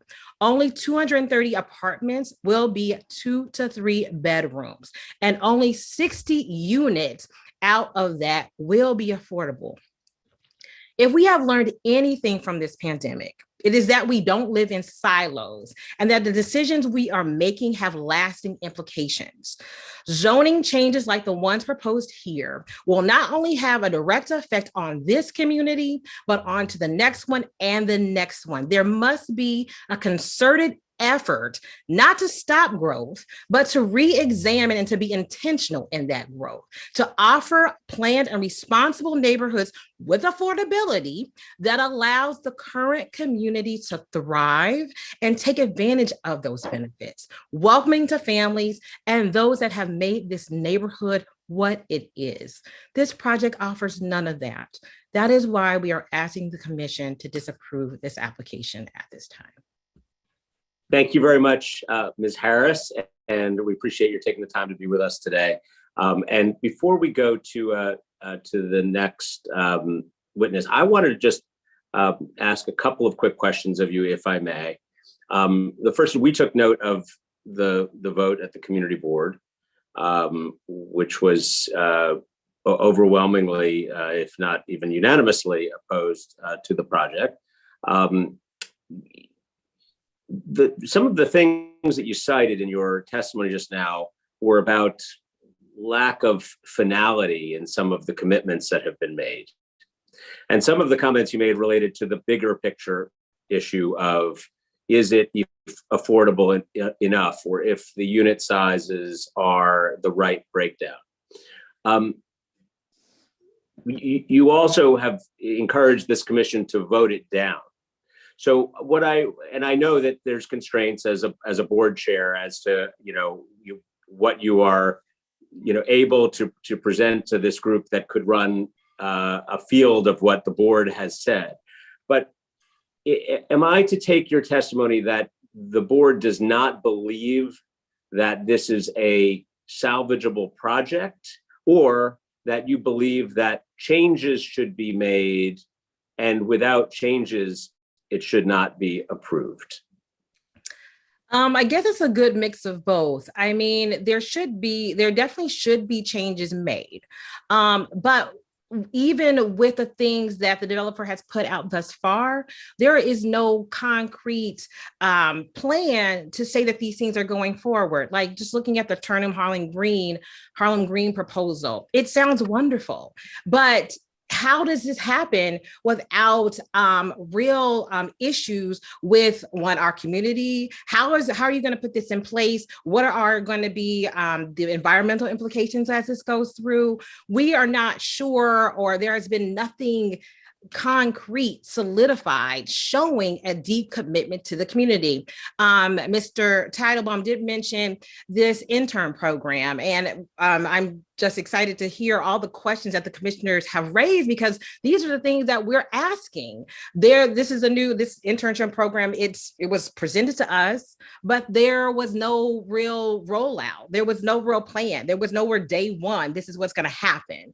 And without those things, we're wondering if these things can even come to fruition. So there needs to be, and of course with the affordability, it also, just really quickly, it bothers me in the way that Mr. Teitelbaum said that, we concentrate on affordability.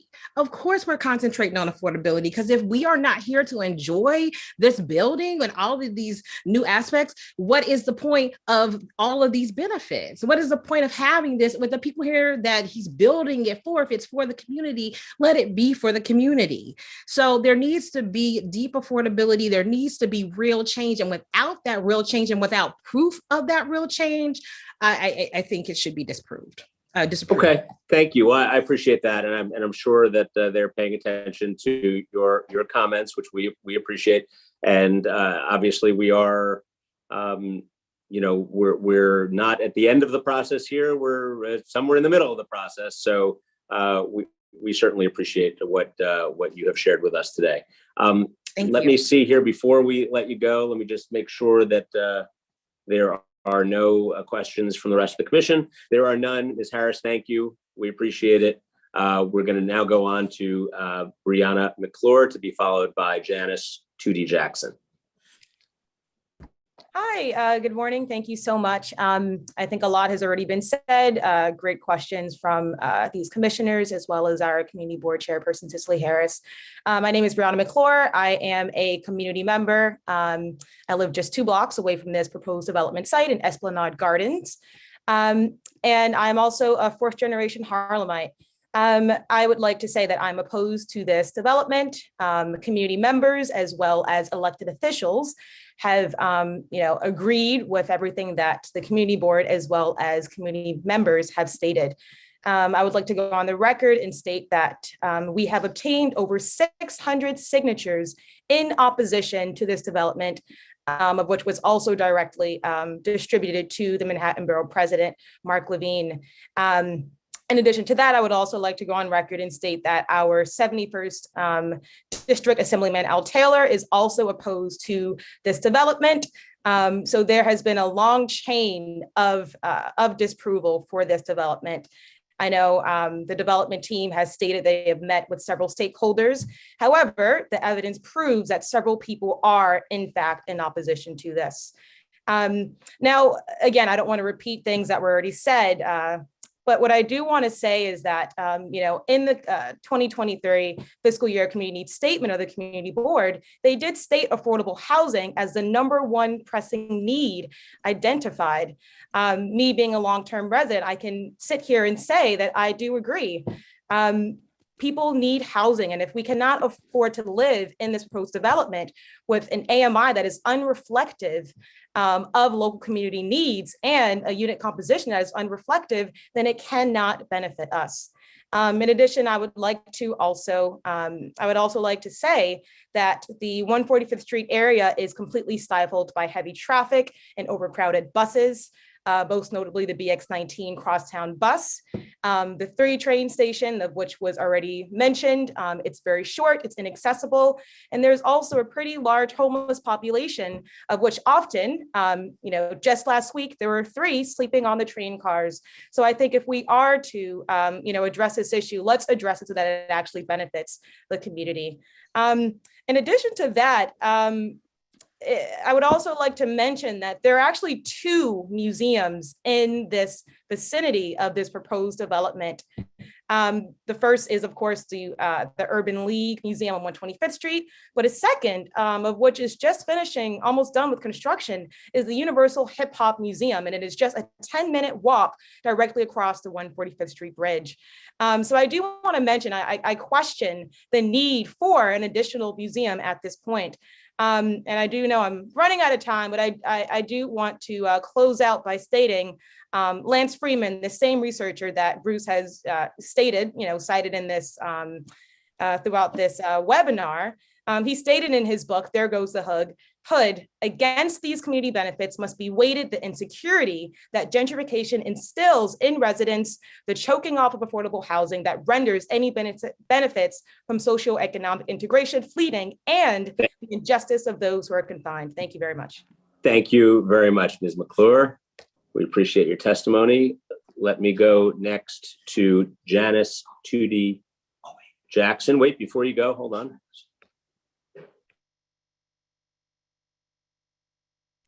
No, we're good. I didn't see any questions from the commission. We're going to go to Janice Tootie Jackson to be followed by Karen Moore. Thank you again.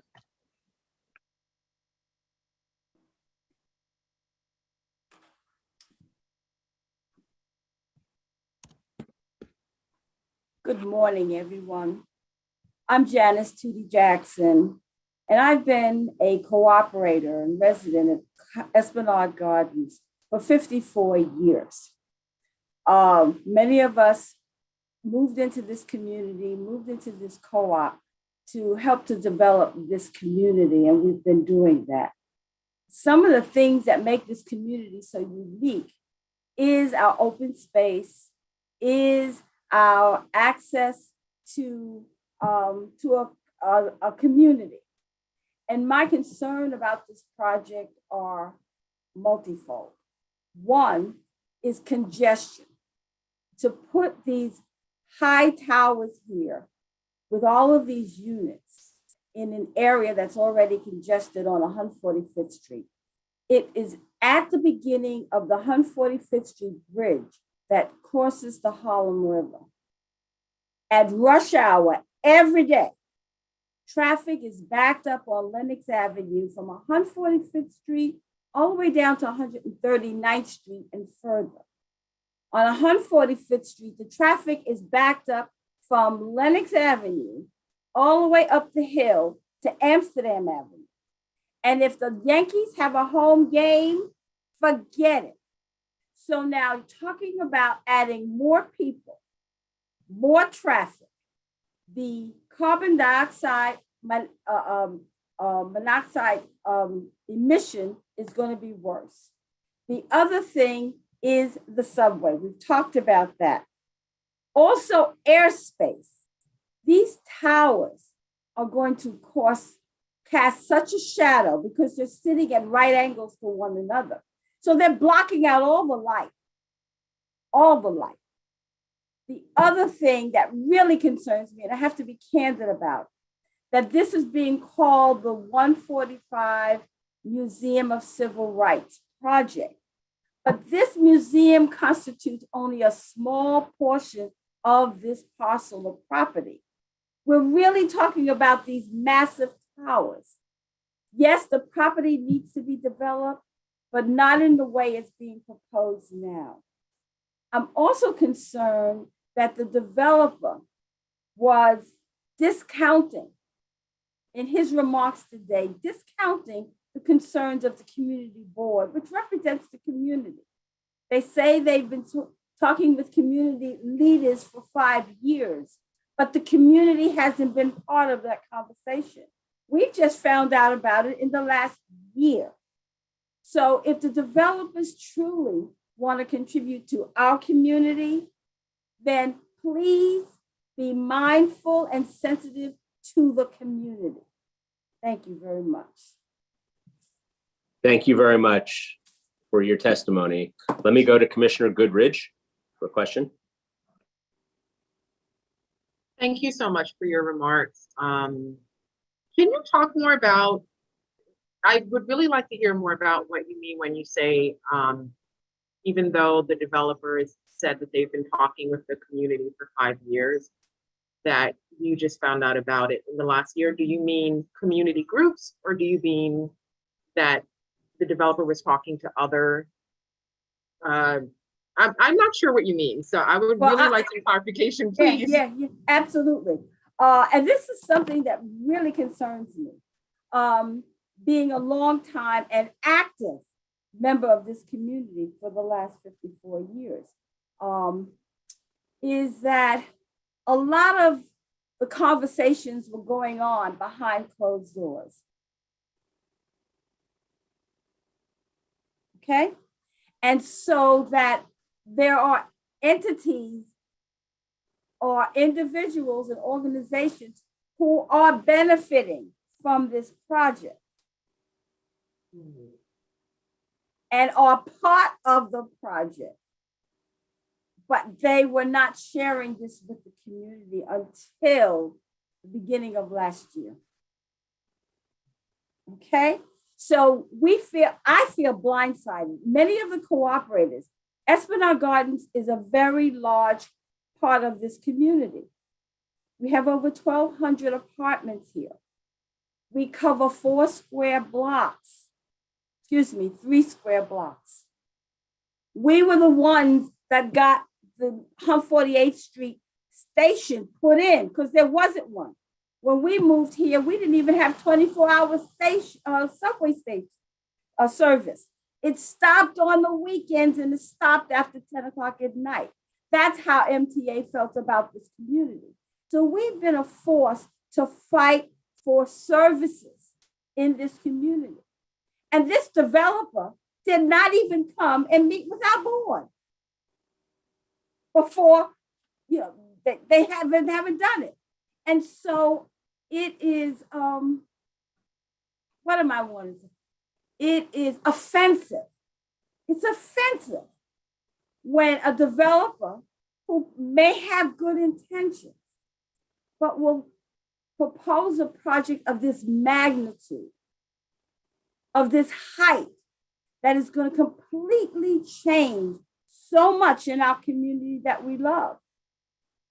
I'm sitting here in front of my window. There's light coming in. I will not have this light.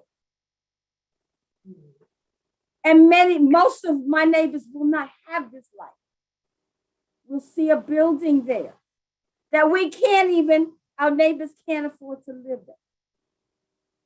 And to propose it as 145 Museum of Civil Rights is a red herring. It's a red herring. And I find that offensive. This community has a long heritage. And it must be respected. And it doesn't mean we don't want to change. We do. I'm a lawyer myself. I'm a retired law professor from Columbia University. I want to see change. But you can't come and impose something and tell us it's good for us. That's all I ask. And so we're willing to work with the developers, but they have to be open to our concerns and not try to jam something down our throats. It will not work. And at 76 years old, I put my body on the line before I see this happen. It stops here. Can't happen. Well, that last line was the most shocking to me. I don't believe it. So don't believe what? That I just meant your age. I just meant the age. Thank you.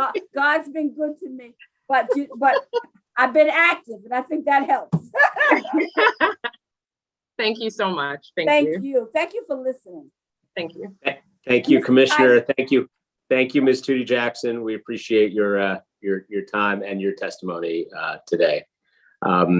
With that, we're going to go to the next person who has signed up to testify. That is Karen Moore. Yes, good morning, everyone. How are you, Good dear? morning. And thank you for this forum, and also thank you for the audience. Everyone pretty much said a lot of things that I wanted to say, so I'm not going to belabor the issue. Just one thing, the developers had mentioned about 7 to 10 other developments that had been brought up in Harlem, developed in Harlem, and how that their unit is going to be 3 or 4 times more, of apartments available. But we haven't been able to occupy a lot of the new developments that was already put in the area. You got a lot of these developments that were built along and throughout Harlem within the last 5 to 10 years, that some of them are not even fully occupied because of the affordability. That is one thing I wanted to mention. Then another thing I wanted to mention is in reference to the museum, the developer stated that it's going to be a museum with all kind of cultural programs and stuff for the community. But I want to know what's going to make that museum any difference from the Schomburg, which is also located on West 135th Street and Lenox Avenue, that offers many of the programs and the things that these developers had mentioned, which is just 10 blocks up. And then another thing, he mentioned something about a group that they convene that's going to, address all of the problems that the community has. I want to know who is this group that he's talking about? Are they from the community? And what was the criteria he used to enlisted these people for the group.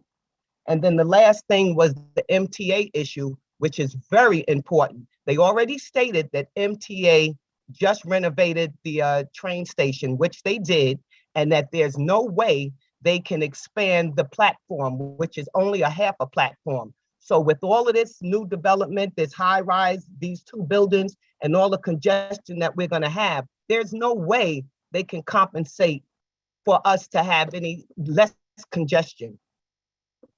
That was it for anyone that had any other questions. Great, thank you very much for that. Looking to the commission for questions and seeing none, we appreciate your time today. Thank you for sharing your views with us. We appreciate it a lot. Next up is Moore Davis. Yes, good afternoon, everyone. My name is Moray Davis. I'm Esplanade Gardens Board President. And just listening to some of the concerns, I think it's safe to say that we all echo the similar concerns as shareholders here. Ms. Janice mentioned about our not being informed about this until most recently, I would say May 10th webinar. And these discussions have been taking place for about 5 years, which it is a little disrespectful to the community to be said to be informed and a part of this whole project when we were left out of the loop in a lot of instances. The issues with transportation, oversaturation, housing, we do need housing. And I totally agree with housing being necessary. However, when it comes down to the museum, which in my opinion is somewhat of a vanity project, there are several museums within a 20-block radius from Esplanade. As it was mentioned, Hip Hop Museum on one end. We have the Yankees game. We're literally going to be a net in the middle of a ping pong table. The area is already extremely congested under normal conditions. So some of these issues that the community keep raising, and as Community Board 10 chairperson mentioned, a lot of issues that have been presented just have gone unanswered, unresolved, and it's as if they're not being said and being swept under the rug. The height of the buildings that are being proposed is not in consistency with the buildings that are along this 145th Street strip from river to river. The tallest building is about 11 stories max, which sits on a hill. However, other buildings that were mentioned, like the Savoy, they're only 17 stories high. So it's a little misrepresentation going on in this project and what is actually surrounding it. So I think that everyone needs to truly consider the community,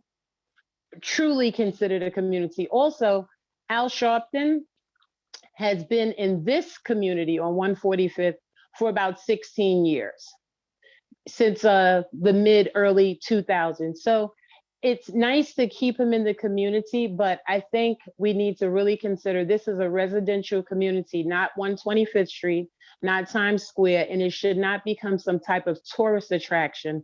This is our home. So on that note, I say thank you, and I hope that this city planning board will understand and support the community. Thank you. Thank you very much, Ms. Davis. We appreciate your testimony.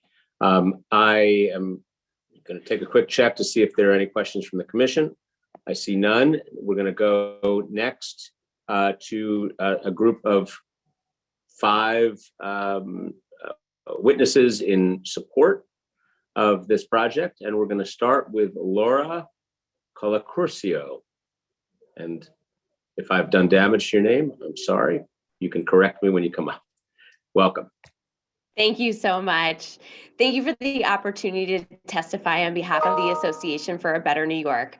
My name is Laura Colacurcio, and I am the Vice President of ABNY. ABNY is a nonprofit organization dedicated to the healthy growth and renewal of New York City's people, businesses, and communities. We are a 50-year-old civic organization representing corporations, nonprofits, unions, government authorities, and educational, cultural, and health institutions. We strive to promote connections between the public and private sectors to make New York City a better place to live, work, and visit for all. We are at a pivotal moment as New York City faces the global crises of the ongoing pandemic and the worsening effects of climate change. Simultaneously, here in the city, crises of housing scarcity and homelessness have grown even more pressing. As we navigate these emergencies and build back better, it is critical that we advance projects that make our city more resilient, stimulate the economy, create new housing, and deliver jobs for New Yorkers. The 145 project has the potential to achieve all of these goals.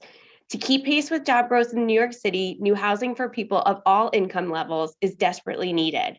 145 will create more than 900 new homes for New Yorkers, with more than 200 permanently affordable, in addition to creating a new Museum of Civil Rights in Harlem and new community spaces for Harlem residents. Additionally, to ensure local businesses can benefit from the development, the 145 team has committed to a Harlem-based small business preference program, providing high-quality retail space with preference for Harlem-based businesses at discounted rents. Beyond the more than 1,000 jobs 145 will generate during build-out, the team is working with educational and workforce development nonprofit partners to ensure that before construction even begins, the project will benefit local residents, especially youth, through seminars meant to educate young adults on the opportunities available at the development and in green sectors. And once complete, 145 will create more than 500 permanent jobs on site and integrate green jobs training programs with a local partner to prepare New Yorkers to access careers that will be in high demand in the future. ABNY supports the 145 proposal to bring new jobs, housing, and opportunities for Harlem and urges the process to move forward. Thank you very much. Great. Thank you very much for your testimony. We appreciate it. I see no questions from the commission, so we're going to move on to Diana Blackwell, to be followed by Sheila Pozon, or, well, she'll correct me too.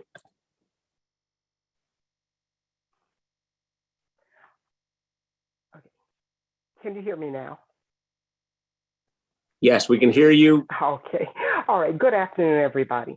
My name is Diana Blackwell, and I'm a Harlem resident and president of the Resident Association for the neighboring Frederick Samuel Apartments, which is part of the NYCHA RAD PAC program. I'm also an appointed member of the Manhattan Solid Waste Advisory Board, that's MSWAB, and a member of WEAC for Environmental Justice. I've worked tirelessly in the past years in making my neighborhood and making sure my neighborhood of Harlem grows, develops, and thrives in a clean environment. When I learned about the 145 project, I thought this project had the potential to achieve all of these goals. Today, I've joined the hearing to express my support for the 145 Harlem project. As the cost of living and doing business continues to apply enormous pressure on our families and small businesses, I believe that the 145 project will provide benefits that we need, such as more housing, affordable housing, and affordable space for our community-based organizations and entrepreneurs. For a community who was recently hit hard by COVID-19, the project will bring highly skilled and well-paid jobs for the future in the green energy sector. In addition, the Green Energy Improvement District will help make our environment cleaner, and improvement we can absolutely depend on. In line with Harlem's history, as a place where social progress has been nourished and cultivated, the 145 project will place in Central Harlem a museum of civil rights and the new headquarters for the National Action Network. In short, I'm here today because it matters to me to build my Harlem community stronger and even better than it was before. So please join me in this pursuit and support 145 project. Thank you. Thank you very much, Ms. Blackwell. I see no questions, so I'm going to thank you for your time today, and we'll move on to Sheila Pozon, and again, with apologies.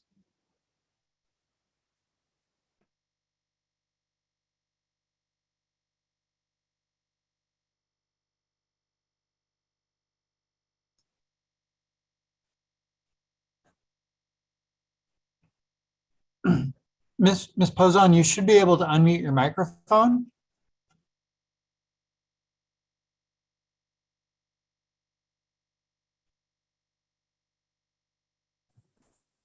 There you go.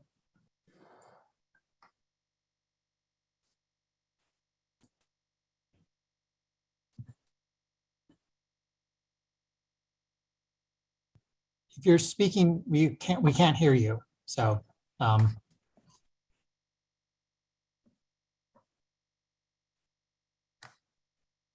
okay, so she said that she has to pass on speaking. Okay. Yeah.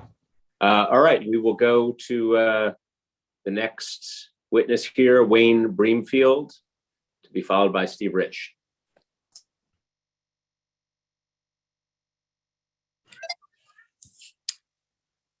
Hi, good afternoon. My name is Wayne. I'm the Tenant Association president for Drew Hamilton Houses. I just want to say that, can you hear me?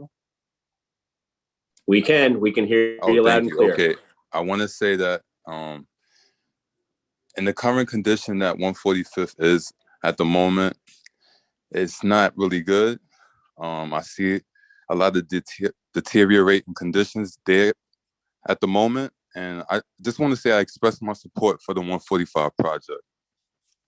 I go to school to Hostel, so I walk across the bridge and I see, I just want to see things get better in my community. I'm a Harlem resident and I serve on the Tenant Association because it matters to me to do all that I can to make my neighborhood better than it was before, for all the people who call it home.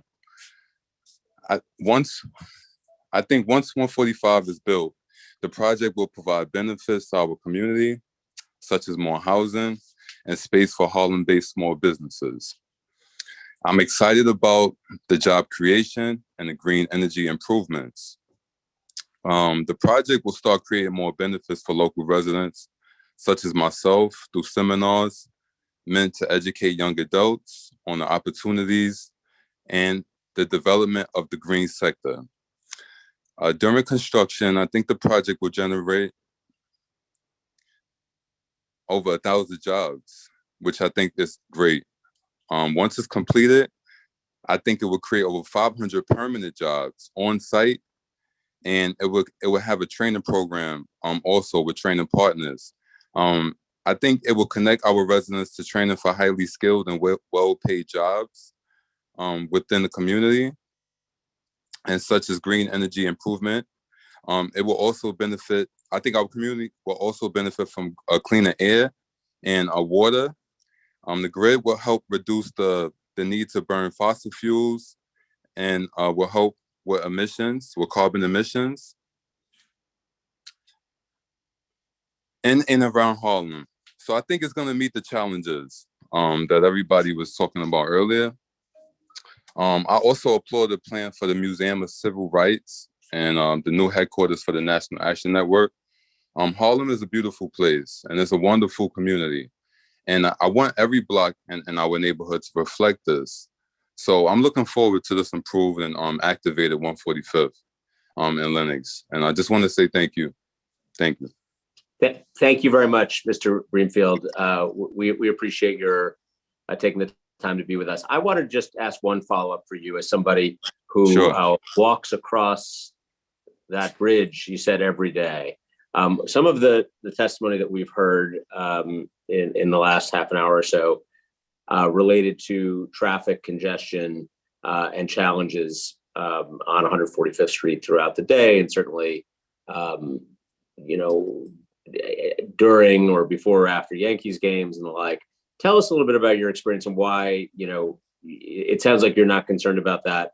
Tell us a little bit more about how you perceive that particular challenge, if you're willing. Thank you, Commissioner. So as I said, I'm a student at Hostels Community College. So, I walk across the bridge. Sometimes when it's nice outside, I like to just walk and enjoy the views of the water and things of that nature. And as I'm walking across 145th, I just noticed a lot of homelessness and a lot of deteriorating conditions that concern me.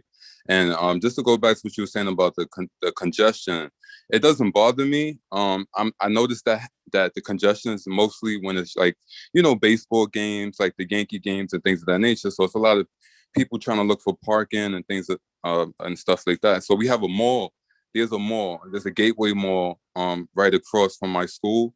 And, you know, people shop there, you know, during holiday times and stuff. So I think that's a lot of where most of the congestion comes from. I understand what people were saying about the train station and how it's a short platform and stuff like that. But would you rather accept 145 in its current condition at the moment? I'm asking everyone that oppose this project. Would you accept it at its current condition? Because I'm all for my community. I want to see every benefit that this project can bring, you know. So I'm you know, so as this, like you said, Commissioner, as I walk across the bridge, I just see that, you know, I want to see things get better. I just want to see the beautification of the aspect of this project. Just improve, you know, just the landscaping and everything of that portion of Harlem. If that answers your question. It does. And I appreciate it. Let me go to one of my colleagues here, Commissioner Goodrich. Sure. Sorry, there's a lot of noise going on. Oh, no, it stopped.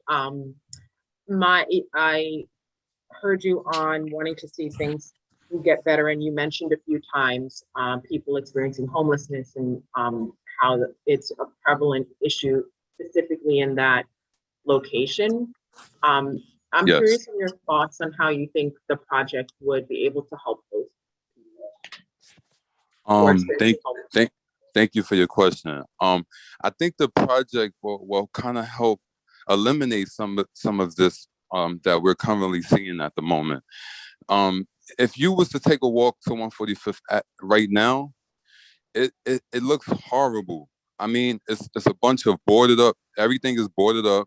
You have homeless people, you know, with shopping carts. They have there's a guy. He has his dog. He has a dog living in a car.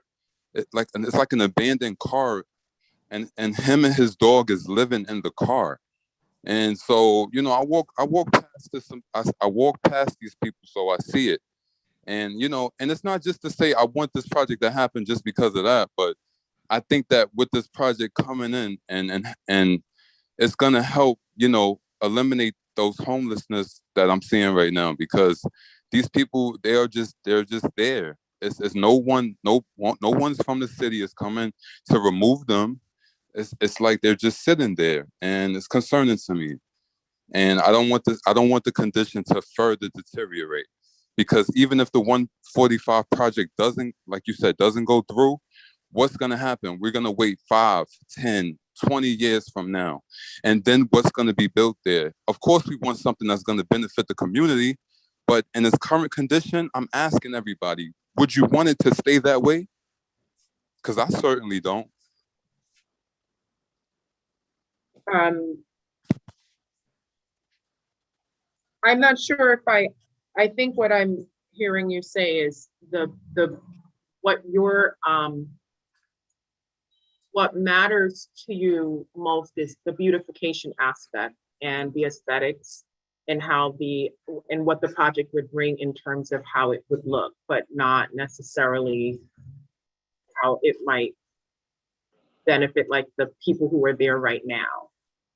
Oh, okay. So you saying like the people that's currently in the stores, like the mom and pop shops, like things of that nature? I guess I think we might cross here. So okay, let me move on to the next question.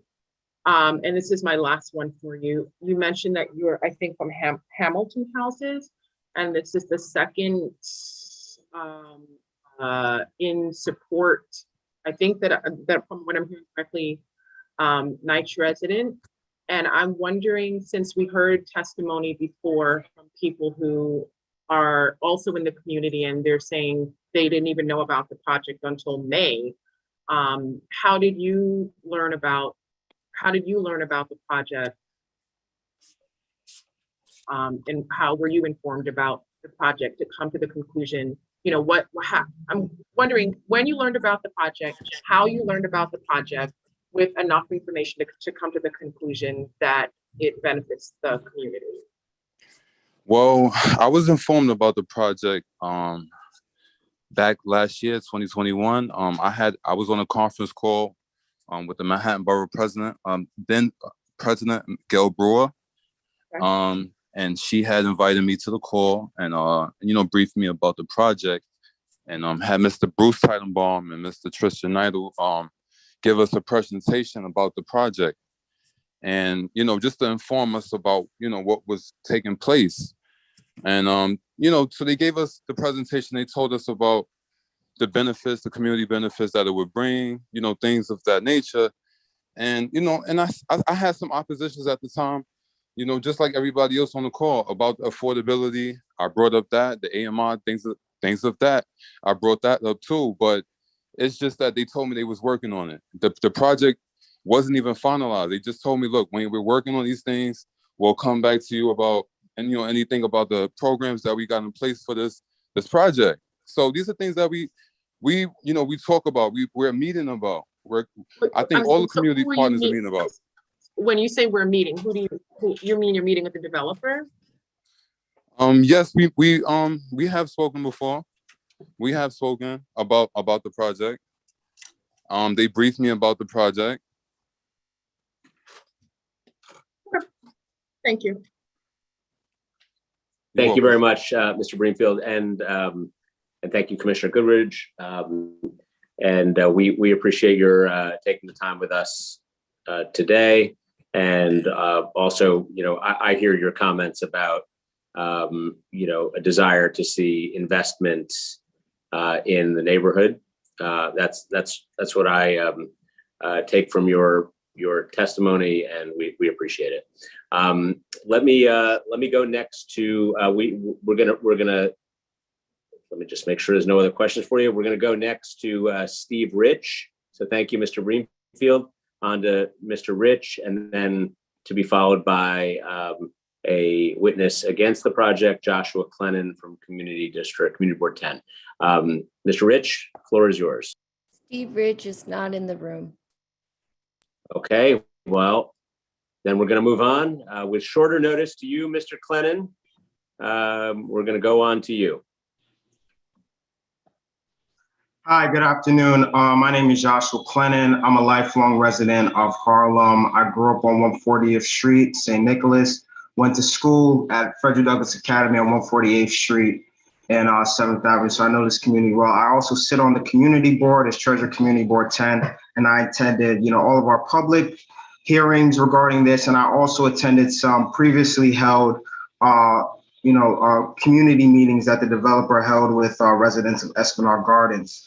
And I can say that the developer has never provided a definitive answer on the quantity and composition of the affordable units that would be offered in this project.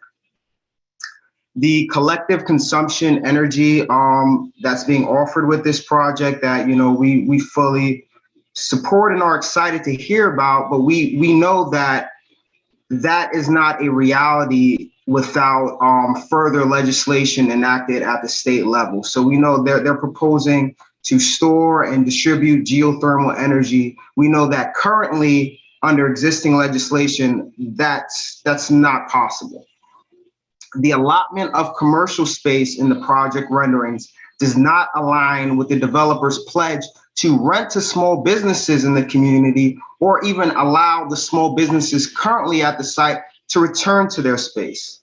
And the developer has never presented a definitive answer into which small businesses currently at the space will be returning in this new development. The economic aspect, while the developer has touted this, theoretical mentorship program, he has never provided an answer in terms of what percentage of this project will go to minority and women-owned businesses, right? Because we have tons of organizations, minority firms who are already providing these mentorship opportunities in our community. So we're perfectly capable of doing it ourselves. We just need to know what is the real commitments in this project. So those are a lot of the concerns that still remain unaddressed by this developer.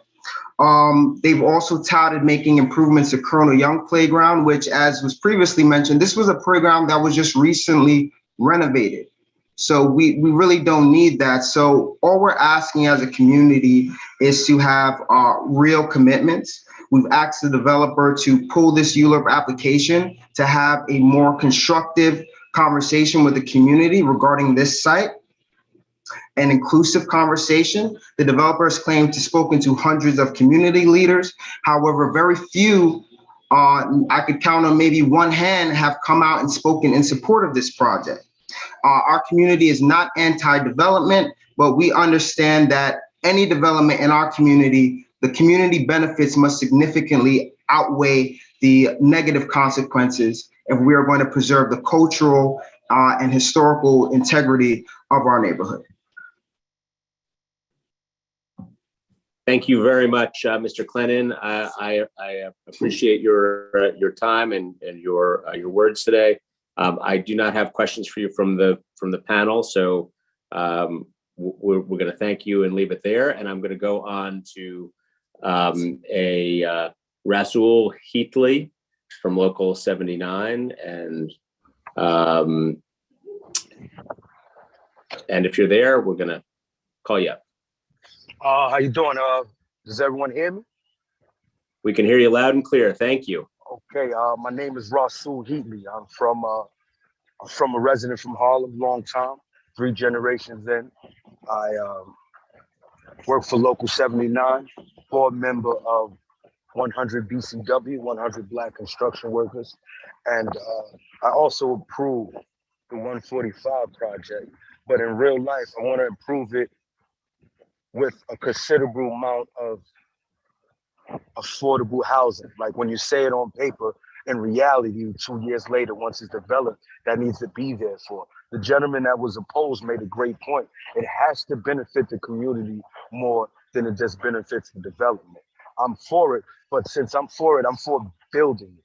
100 BCW would love to take the lead as a nonprofit organization that does betterment for the community to be there. Make sure that union people, apprentice language is a part of this development so we can develop it the right way for the people. And whatever programs we have to include other people in this job, it needs to be someone from the community that can identify other people from the community. Yes, we want to give out jobs in general, but we want to give out Harlem jobs. We want to give jobs to people in this neighborhood. We're moving families out and we're moving other projects out. And in that time, we need to I guess accommodate them. Let's give them some jobs. Let's give them some places. I don't want to build another building that's beautiful, sky-rise and new, that you can't afford to live in, right? I don't want another security force telling you, okay, now this new building is here and scoot, scoot, scoot, because you can't hang around here when this is the neighborhood that's always been there, right? So if that project is going to support the park and support the neighborhood and support the betterment of the kids and the people around it, I'm for it. But again, apprentice language, we need an organization like 100 Black Construction Workers to take the lead in terms of getting union people from that neighborhood to work those jobs and other people to come in and assist whatever nature we need. So again, we approve that 145 project on 145th Street in Harlem. Thank you. Thank you very much for your testimony. We appreciate you taking the time. I see a question from Commissioner Levin. So if you have a moment, we're going to have Commissioner Levin pose a question. No, I just wanted to ask if you've had any discussions with the development team about being part of this project, either Local 39 or the Black Construction Workers. I'm on an executive board. We're trying to take the lead to get into that. So we've talked about the project in general when we want to make a connection and get on the board and get into that information. That's what the information is before papers are signed and decisions are made. Okay. So that's when the import is best. So yes, we would like to take a seat at that table so we can be a part of this development. Got it, but you're not quite there yet. I get it. Thank you. Great. Thank you, Commissioner. Thank you, Mr. Heatley. We appreciate your time today. We're going to move on to Mahogany Jones, to be followed by Shamika Taylor as the next two witnesses today. Mahogany Jones, the floor is yours when you're ready.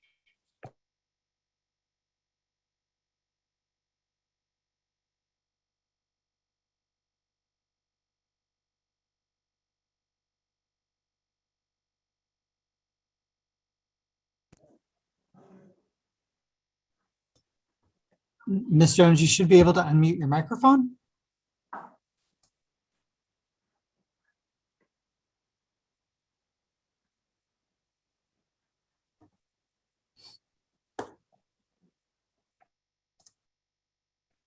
I see that we're not having success unmuting. Yeah.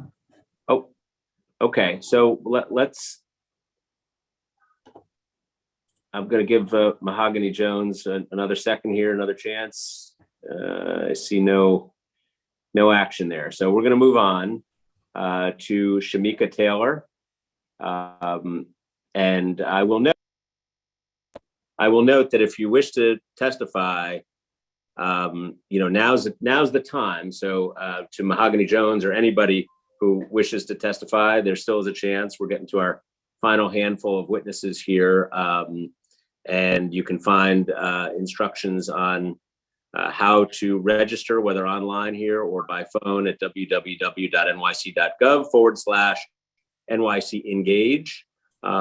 So if you're having technical difficulties or have decided in the course of this hearing that you'd like to be heard on this matter, please take advantage. Now is the time as we come to our final few witnesses. So Shamika Taylor, I'm going to turn now to you. If you are there. Shamika Taylor is not in the room. Okay, thank you. I'll move on. In the room, sir. I'm sorry. Is this looking for? Is Justice Favor in the room? Yes, I'm here. Thank you, Commissioner. Okay. I'm here. Great. Welcome. Thank you. Thank you. And the floor is yours. Good afternoon, everyone. My name is Justice Favor. I'm testifying in support of this project. I'm a community organizer as well as a labor organizer for Local 79. We are the largest labor union in New York City. I represent over 10,000 members, which whom 86% of these members live in New York City. 80% of us are people of color and women. Majority of us are Black and Latino. In a specific district right here, City Councilwoman, we represent over 300 members that live there. We will actively work with our neighbors, the developer and government and elected officials to ensure that this project will be built. We have been speaking directly to the Harlem community and leaders and residents about 145. This project will create a real economic boost for our members in our community. I want to say that we are not monolithic people. I heard a lot of people in opposition to this project for their own specific reasons, right? And people are in support of this project, but we know and understand communities that have been disadvantaged, that have been, taken advantage of, have been at the below of the low economic platform. This is a way for us to advance. I myself is a longtime New York City resident that have been raised in some, communities that have been plagued by violence, been plagued by poverty. We have to look for ways to actually elevate our community economically. I understand we need more affordability. I do agree with that. However, we can't remain the same. Our communities are still remaining the same. We need to rise above that. Rasul Heatley spoke early, but he doesn't represent Local 79. So I will say that to answer I forgot the commissioner question, the young woman. Local 79 is in partnership with the development team. And I say that as a representative of Local 79. So we are a part of that. We're working closely with the community as well, and we stand in solidarity with our community and our members that support this project. I believe that it's better to have a real seat at the table instead of watching it get built with no standards. And if you guys have any questions, I'm open to answer any questions from Local 79. Great. Thank you very much, Mr. Favor. We appreciate it. I see a question from Commissioner Goodridge, so I will go to her. Hi, thank you so much for testifying. I have two questions. The first is, not one, a lot of the testimony that we heard before was that there was about transparency, but also that there was a lack of specificity about the proposed benefits. So for example, even with the internship program or the jobs, what exactly they would look like. And since you just testified that, you or Local 79 has met with the developer, what is your take on how specific the actual benefits are? Because I think that that's really concerning that my specific question is, I'm sorry. So there have been promises made about specific benefits, about jobs, specifically internships, and how specific they are. Since you testified that you met with the developer, what is your impression of that? Well, there's a commitment in terms of doing, so I can give you an example of our past work with previous developers. We're a part of the hip hop museum that's being built. So for example, when we become a part of construction projects, they have a specific target zip codes where the work in terms of the construction, where those jobs will be specifically allocated to people that live in those said zip codes, right? They guarantee that. We have compliances that are in place to ensure that local hiring requirements are met, right? We will hire specifically on the construction aspect of it, folks that live directly in those said zip codes. We won't venture out of that. And so I believe it was like 1,100 jobs in total, or don't misquote me on that, but I believe like 300 in the construction phase, and they will be sustaining jobs that will be afforded to the people that live in the community. Okay, so the zip code that you mentioned that's designated for the community, you had mentioned that that's for the Museum of Hip Hop, but is that also for this project? Yes, I would just give you an example of the success Local 79 has had with projects, and being that the Hip Hop Museum was mentioned throughout this testimony. No, I just want to clarify. When you said so what I'm asking is, you mentioned as an example that yes, the zip code designation for another project, is that to your knowledge, is that for this project as well? Yes, ma'am, that will be for this project, yes. Okay. And then my last question is, and this has come up with a few of the testimony, but the specific need for like beautification and aesthetics and Harlem to be developed. What do you say to people who, they say that Harlem has already been developed too much, that to a point of that it's completely different from 15 years ago, to the point of where there's been displacement, gentrification, and that it's been developed so much that there doesn't need to be any additional development that results in people who live there not being able to access it? Great question. The evolution takes place, right? I like to use taxis were the staple before at one point in life, and Uber and Lyft. So if you're not evolving with time, sometimes you can be on the out. In respects to the beautification of that area, and again, I've met with folks, and there are a lot of people that are pro this project, but may not be, are a little reluctant to be on the front line. As a result, there is some concerns about the affordability. So a lot of folks that are staples of the community may be a little reluctant to be on the front line at the current moment because of the affordability, and because the community board have spoken and don't want to undermine those folks. But I myself have surveyed the area and have spoke with a lot of residents that live there and would like to upgrade their community. Now, if things are done right, where there are assurances that are in place to show that the people from the community won't be displaced in terms of being afforded the opportunity to live in these developments at first, you have to upbeat that. You have to bring this community up. It's a desolate area, unfortunately. To the caller the young man that spoke from Drew Hamilton, I've been there. It's abysmal there. It looks bad, and I understand the community concerns, right? I myself have been in a lot of fights on the front line for development, for projects or against projects if it's done right. But I believe this area, although there will not be no primary displacement, there are some secondary concerns. But think about bringing the value of this community up. you know, a community that has been underserved for a long time. It's important to be able to uplift this community. Okay, thank you. Welcome. Thank you, Commissioner Goodridge. Mr. Faber, thank you for your testimony. We appreciate you taking the time with us today. Let me call the next.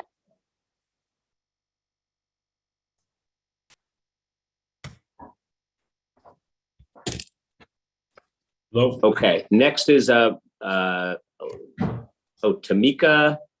Peaker. I think may have come in here as in this order because it's somebody speaking in opposition. So we're going to put Tamika Peaker next in line. Mr. Parrish, hang on for just a second. Ms. Peaker, are you there? I am here. Can you hear me? We can. Welcome. Perfect. Thank you. So, you know, I've been listening to a lot of the testimony today, and again, I am not in support of this project. And, you know, I live here in Harlem. I live in Esplanade.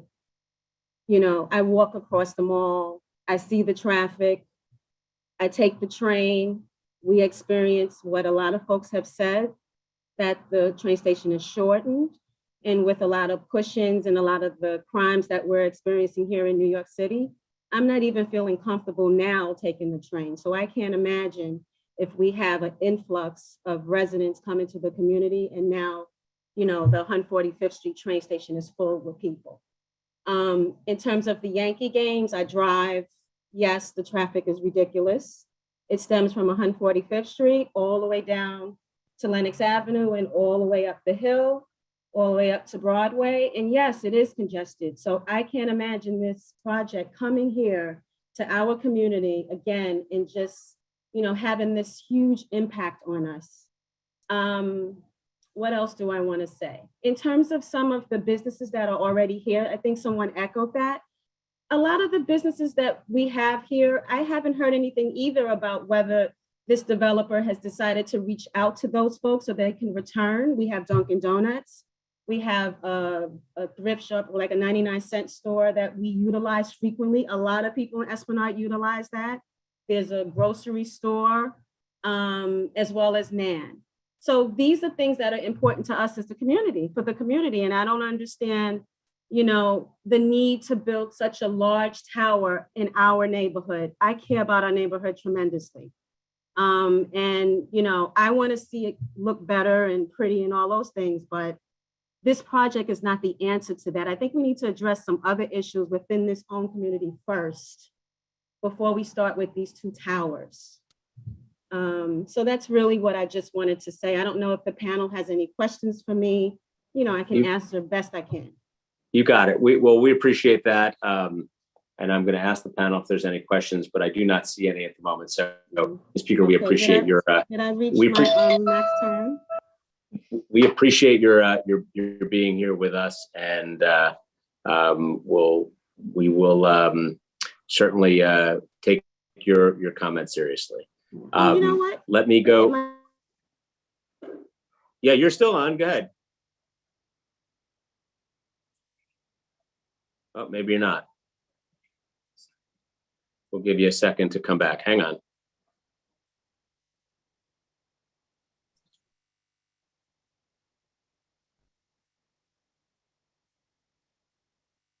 Do we still have Ms. Peaker? Oh, yeah. Hi. Yeah. So I'm still here. I'm not seeing the timing, Okay. so I don't know how I'm doing with timing. So that's why I was kind of ending early. That's okay. You have a few more seconds. Yeah. So if you had something else to say, go ahead. I mean, I just wanted to also reiterate in terms of the businesses. So the pizza shop that's there, I actually had a conversation with the owner and he's opposed to this. He doesn't want to leave the neighborhood either. And we don't want him to. So, you know, this new development, what are you giving to us? What are you giving back to the community that's going to help us? You know, in terms of my view, I won't have a view either. I can see from my window where these towers would be, and it's just not right. So just wanted to throw that out there. I'm totally opposed. Okay. We got you. Thank you. Glad you came back. We do have one question for you though, so don't go too fast here. Commissioner Goodridge has a question. Hi, are you still there? I am. Hi. Hi. My question is, one of the things that the developer brought up, the proposed benefits would be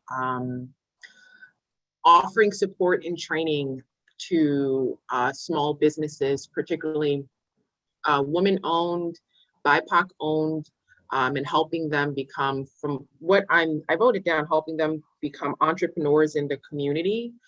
What is your take on that as a benefit? Because you mentioned the small businesses that are already there. And I think what the developer's response to that is, we would be helping train entrepreneurs in the community to be able to contribute to the community. I mean, if that's something that they're willing to bring to the table, I do think that would be a great idea.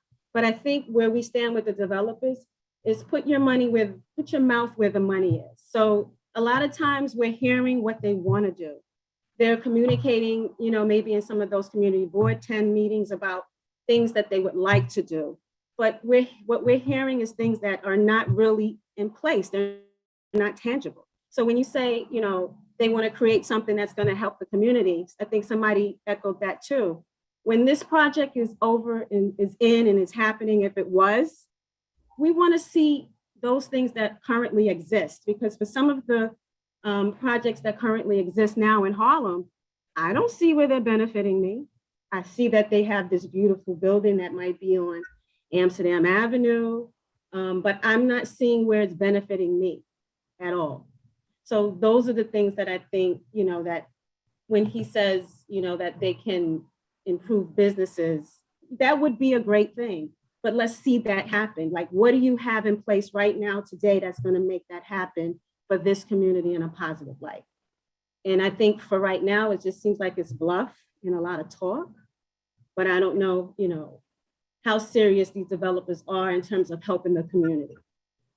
I don't. Thank you.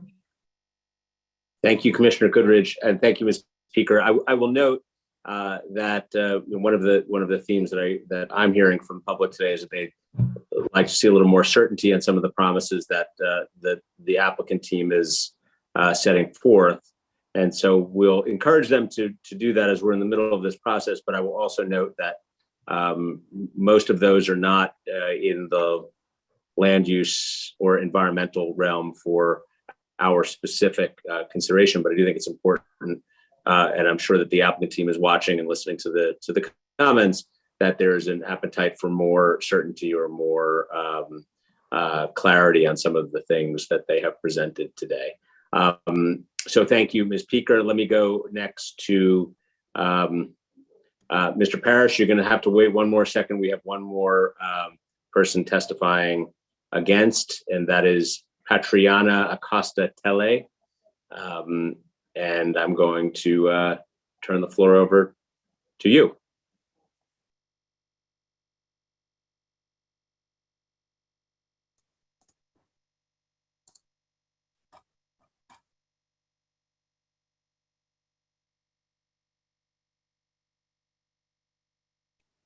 She's talked out. There we go.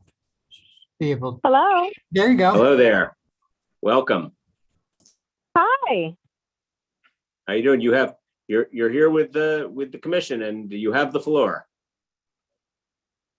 I'm speaking about the rezoning of the 145 museum.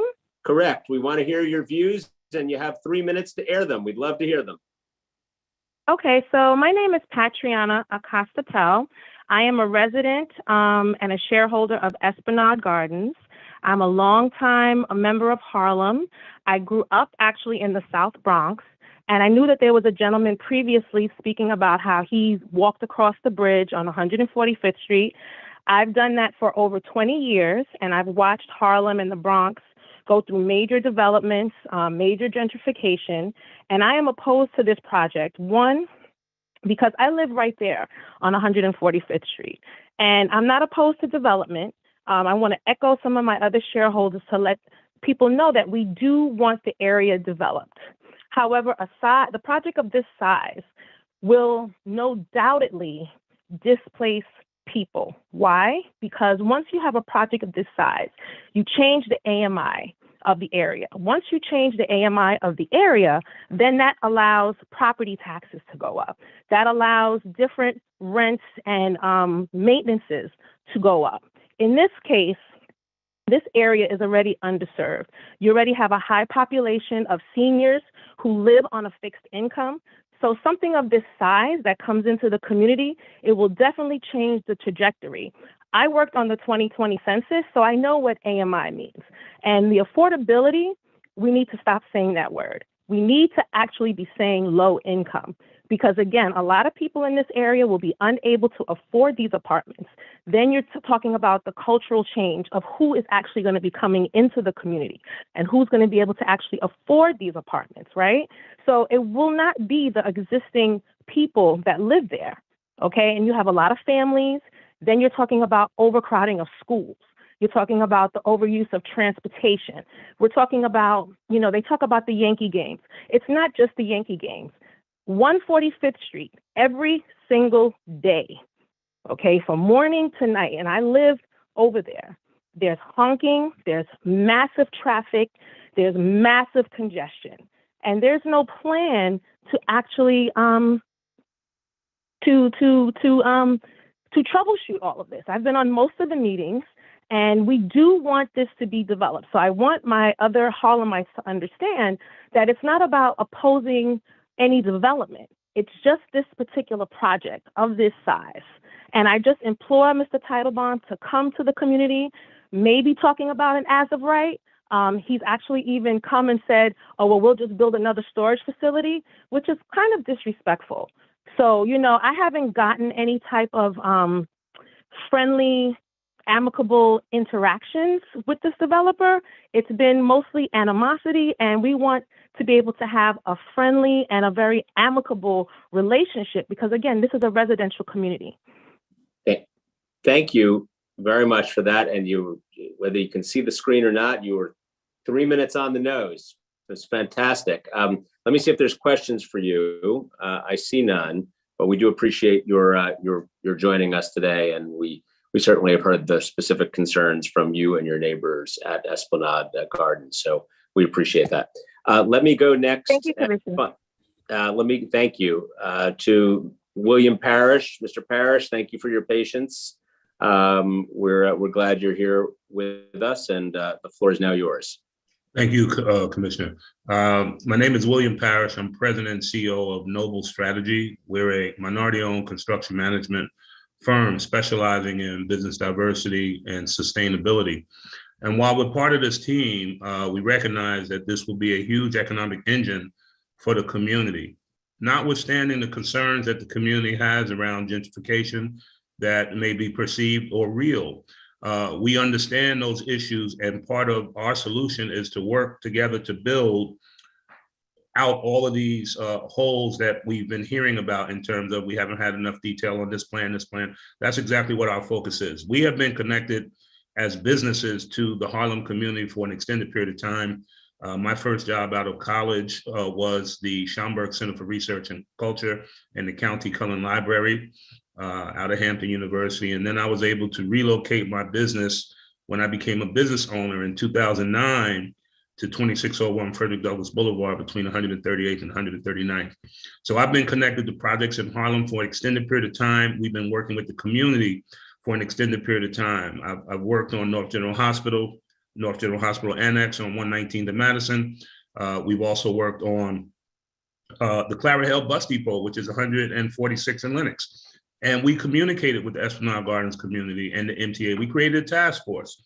We knew that we couldn't just offer jobs. We had to offer jobs and training, and we did that. We also made certain that we looped in alternatives. So everybody will not want to work in the trades. And the approach that we're creating is not only for jobs in the trades, and we've worked with LIUNA and Local 79, but also green jobs. This green energy district is really exciting because one, doesn't exist in New York, number one, and number two, the opportunities, there are a myriad of possibilities, permanent jobs, temporary jobs as well. We've worked with Strive in Harlem for green jobs training, training folks on energy audits. Once again, everyone won't want to work in the trades. So as long as you can use a computer, you can be trained to be a construction professional, a sustainability professional. I have been a sustainability professional, a lead accredited professional since 2004, and worked on all kinds of projects in the city. And I know, and I advocate for professional opportunities for the community, not just working in the trades. Everyone doesn't want to be a plumber, electrician, or a carpenter, but you should have some options. And with this project moving forward, it creates the opportunity and the synergy to have those discussions around clean air, to have those discussions around geothermal heating and cooling, to learn and expose students to how sustainability works and sustaining the built environment. And we're really, really excited about that. And we're all for that. And we're looking forward to the opportunity while we address the community concerns as well, including the park, the infrastructure, the building, and the strain on traffic as well. Great. Thank you very much, Mr. Parrish. We appreciate your testimony. And we also want to thank you again for your patience as we made it through some of the witnesses today. I don't see any questions from the panel, so I will thank you again for being with us this afternoon. And I will note for all that the record will remain open here through Monday, March 14th, to receive written comments on the draft environmental impact statement. And I am also going to just ask and triple check here that there is nobody else present who would like to be heard on this item. And if not, and seeing none, this hearing is now closed. And I want to thank, I'm sorry, is that you, Commissioner? Sorry, I don't have a question. I don't have a question on the hearing. I have a question on something else. So I don't know. Okay. No, that's okay. I'll close the hearing. The hearing's closed. Go ahead. Okay. Sorry. I have a quick question on for myself to know, can we add items to the agenda or do the items for the commission all have to relate to proposals, like applications? I see. So I'm gonna bring Ryan up to answer that question. Ryan, go ahead.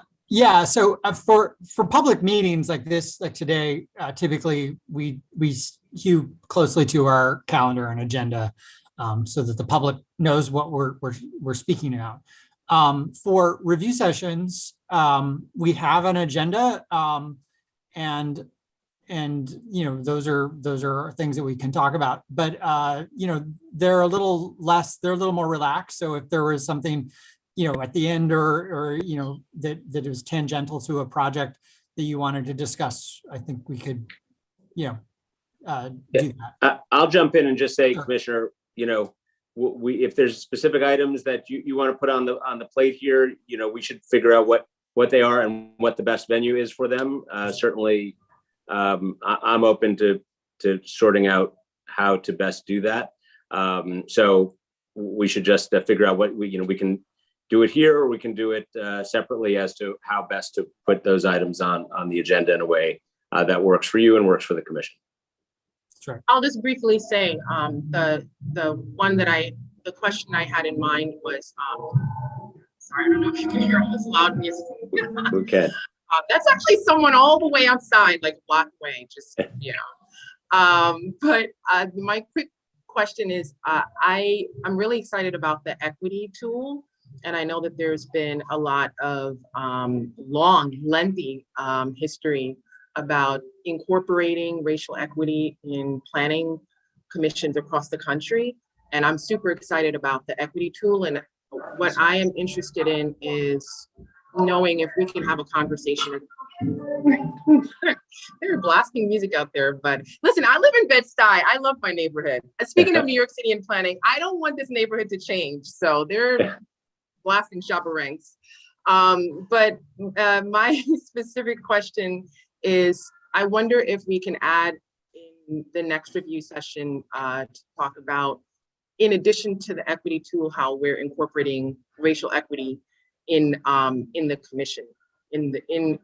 Because, like, for example, there are a lot of people who testify about a lot of projects, and they'll say, in addition to the character of the neighborhood, like this is contributing to racialized displacement, or, you know, we just heard with Atlantic Avenue, people will testify, well, 11,000 Black people have been pushed out of this neighborhood, for example.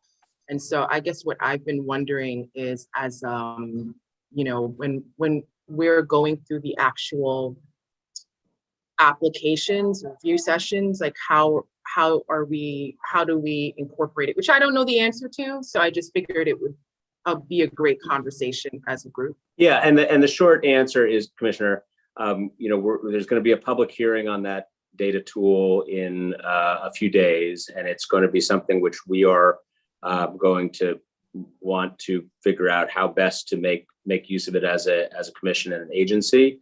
But it's something, as you point out, it's something that we're very excited about, and also will be something that we can find ways to thoughtfully incorporate in all of our plans. So yes, so why don't we think about where and when best for the agenda, but I think everything that we should be doing should be thought through a lens of equity. And so I certainly agree with your thoughts as to how to bring it up in both perhaps as a separate conversation with the commission, but also as a continuing conversation with the commission. Yeah, I don't want for each meeting to have to, in addition to the meeting, to have to separately go on a website and look up racial equity, and then when we come to the meeting, like, not discuss it at all. That would just, that's what I mean of, like, I don't know the answers, but I you know, I figured this would be a good conversation. No, it's good. I'm glad you flagged it. Are we, well, I'll just talk to you then. Yeah, I'll reach out to you. I just figured, you know, this might be a good open discussion for all of the commissioners, and it would be good, I guess, for everyone to just have a heads up that, you know, this would be a good discussion. Sure. Thank you. Thank you. We agree. Yeah. And thanks for listening to my music outside that I'm not No, playing. of course, we actually enjoyed the music coming from outside. That was reggaeton. we love it. We appreciate it. Thank you for the comments, and we will follow up but I appreciate it very much. And let me ask Mr. Singer or the secretary for today if there's any other business before the commission today. No, Madam Chair. Secretary, any other business? No, Chair Grodnick, there is no other business before the commission, but I do have some public information to share. For those of you who are unable to or did not wish to testify, you can submit written testimony online by selecting this hearing on the upcoming meetings page of the NYC Engage portal, through DCP's website, or by mailing your comments to City Planning Commission, Calendar Information Office, 120 Broadway, 31st floor, New York, New York, 10271. Great. Thank you for that extra information. And I want to thank you for your service today as secretary, and also to all the people who have not been seen today or heard from, but we're actively working behind the scenes to make sure that today's hearing, and also, of course, the substance of all of the matters that we're addressing before the commission were successful. And with that, this remotely held meeting is adjourned. Thank you, commissioners. We'll see you soon. Thank you all. Take care. Bye. Thank you. Have a good day. The time is 12:58.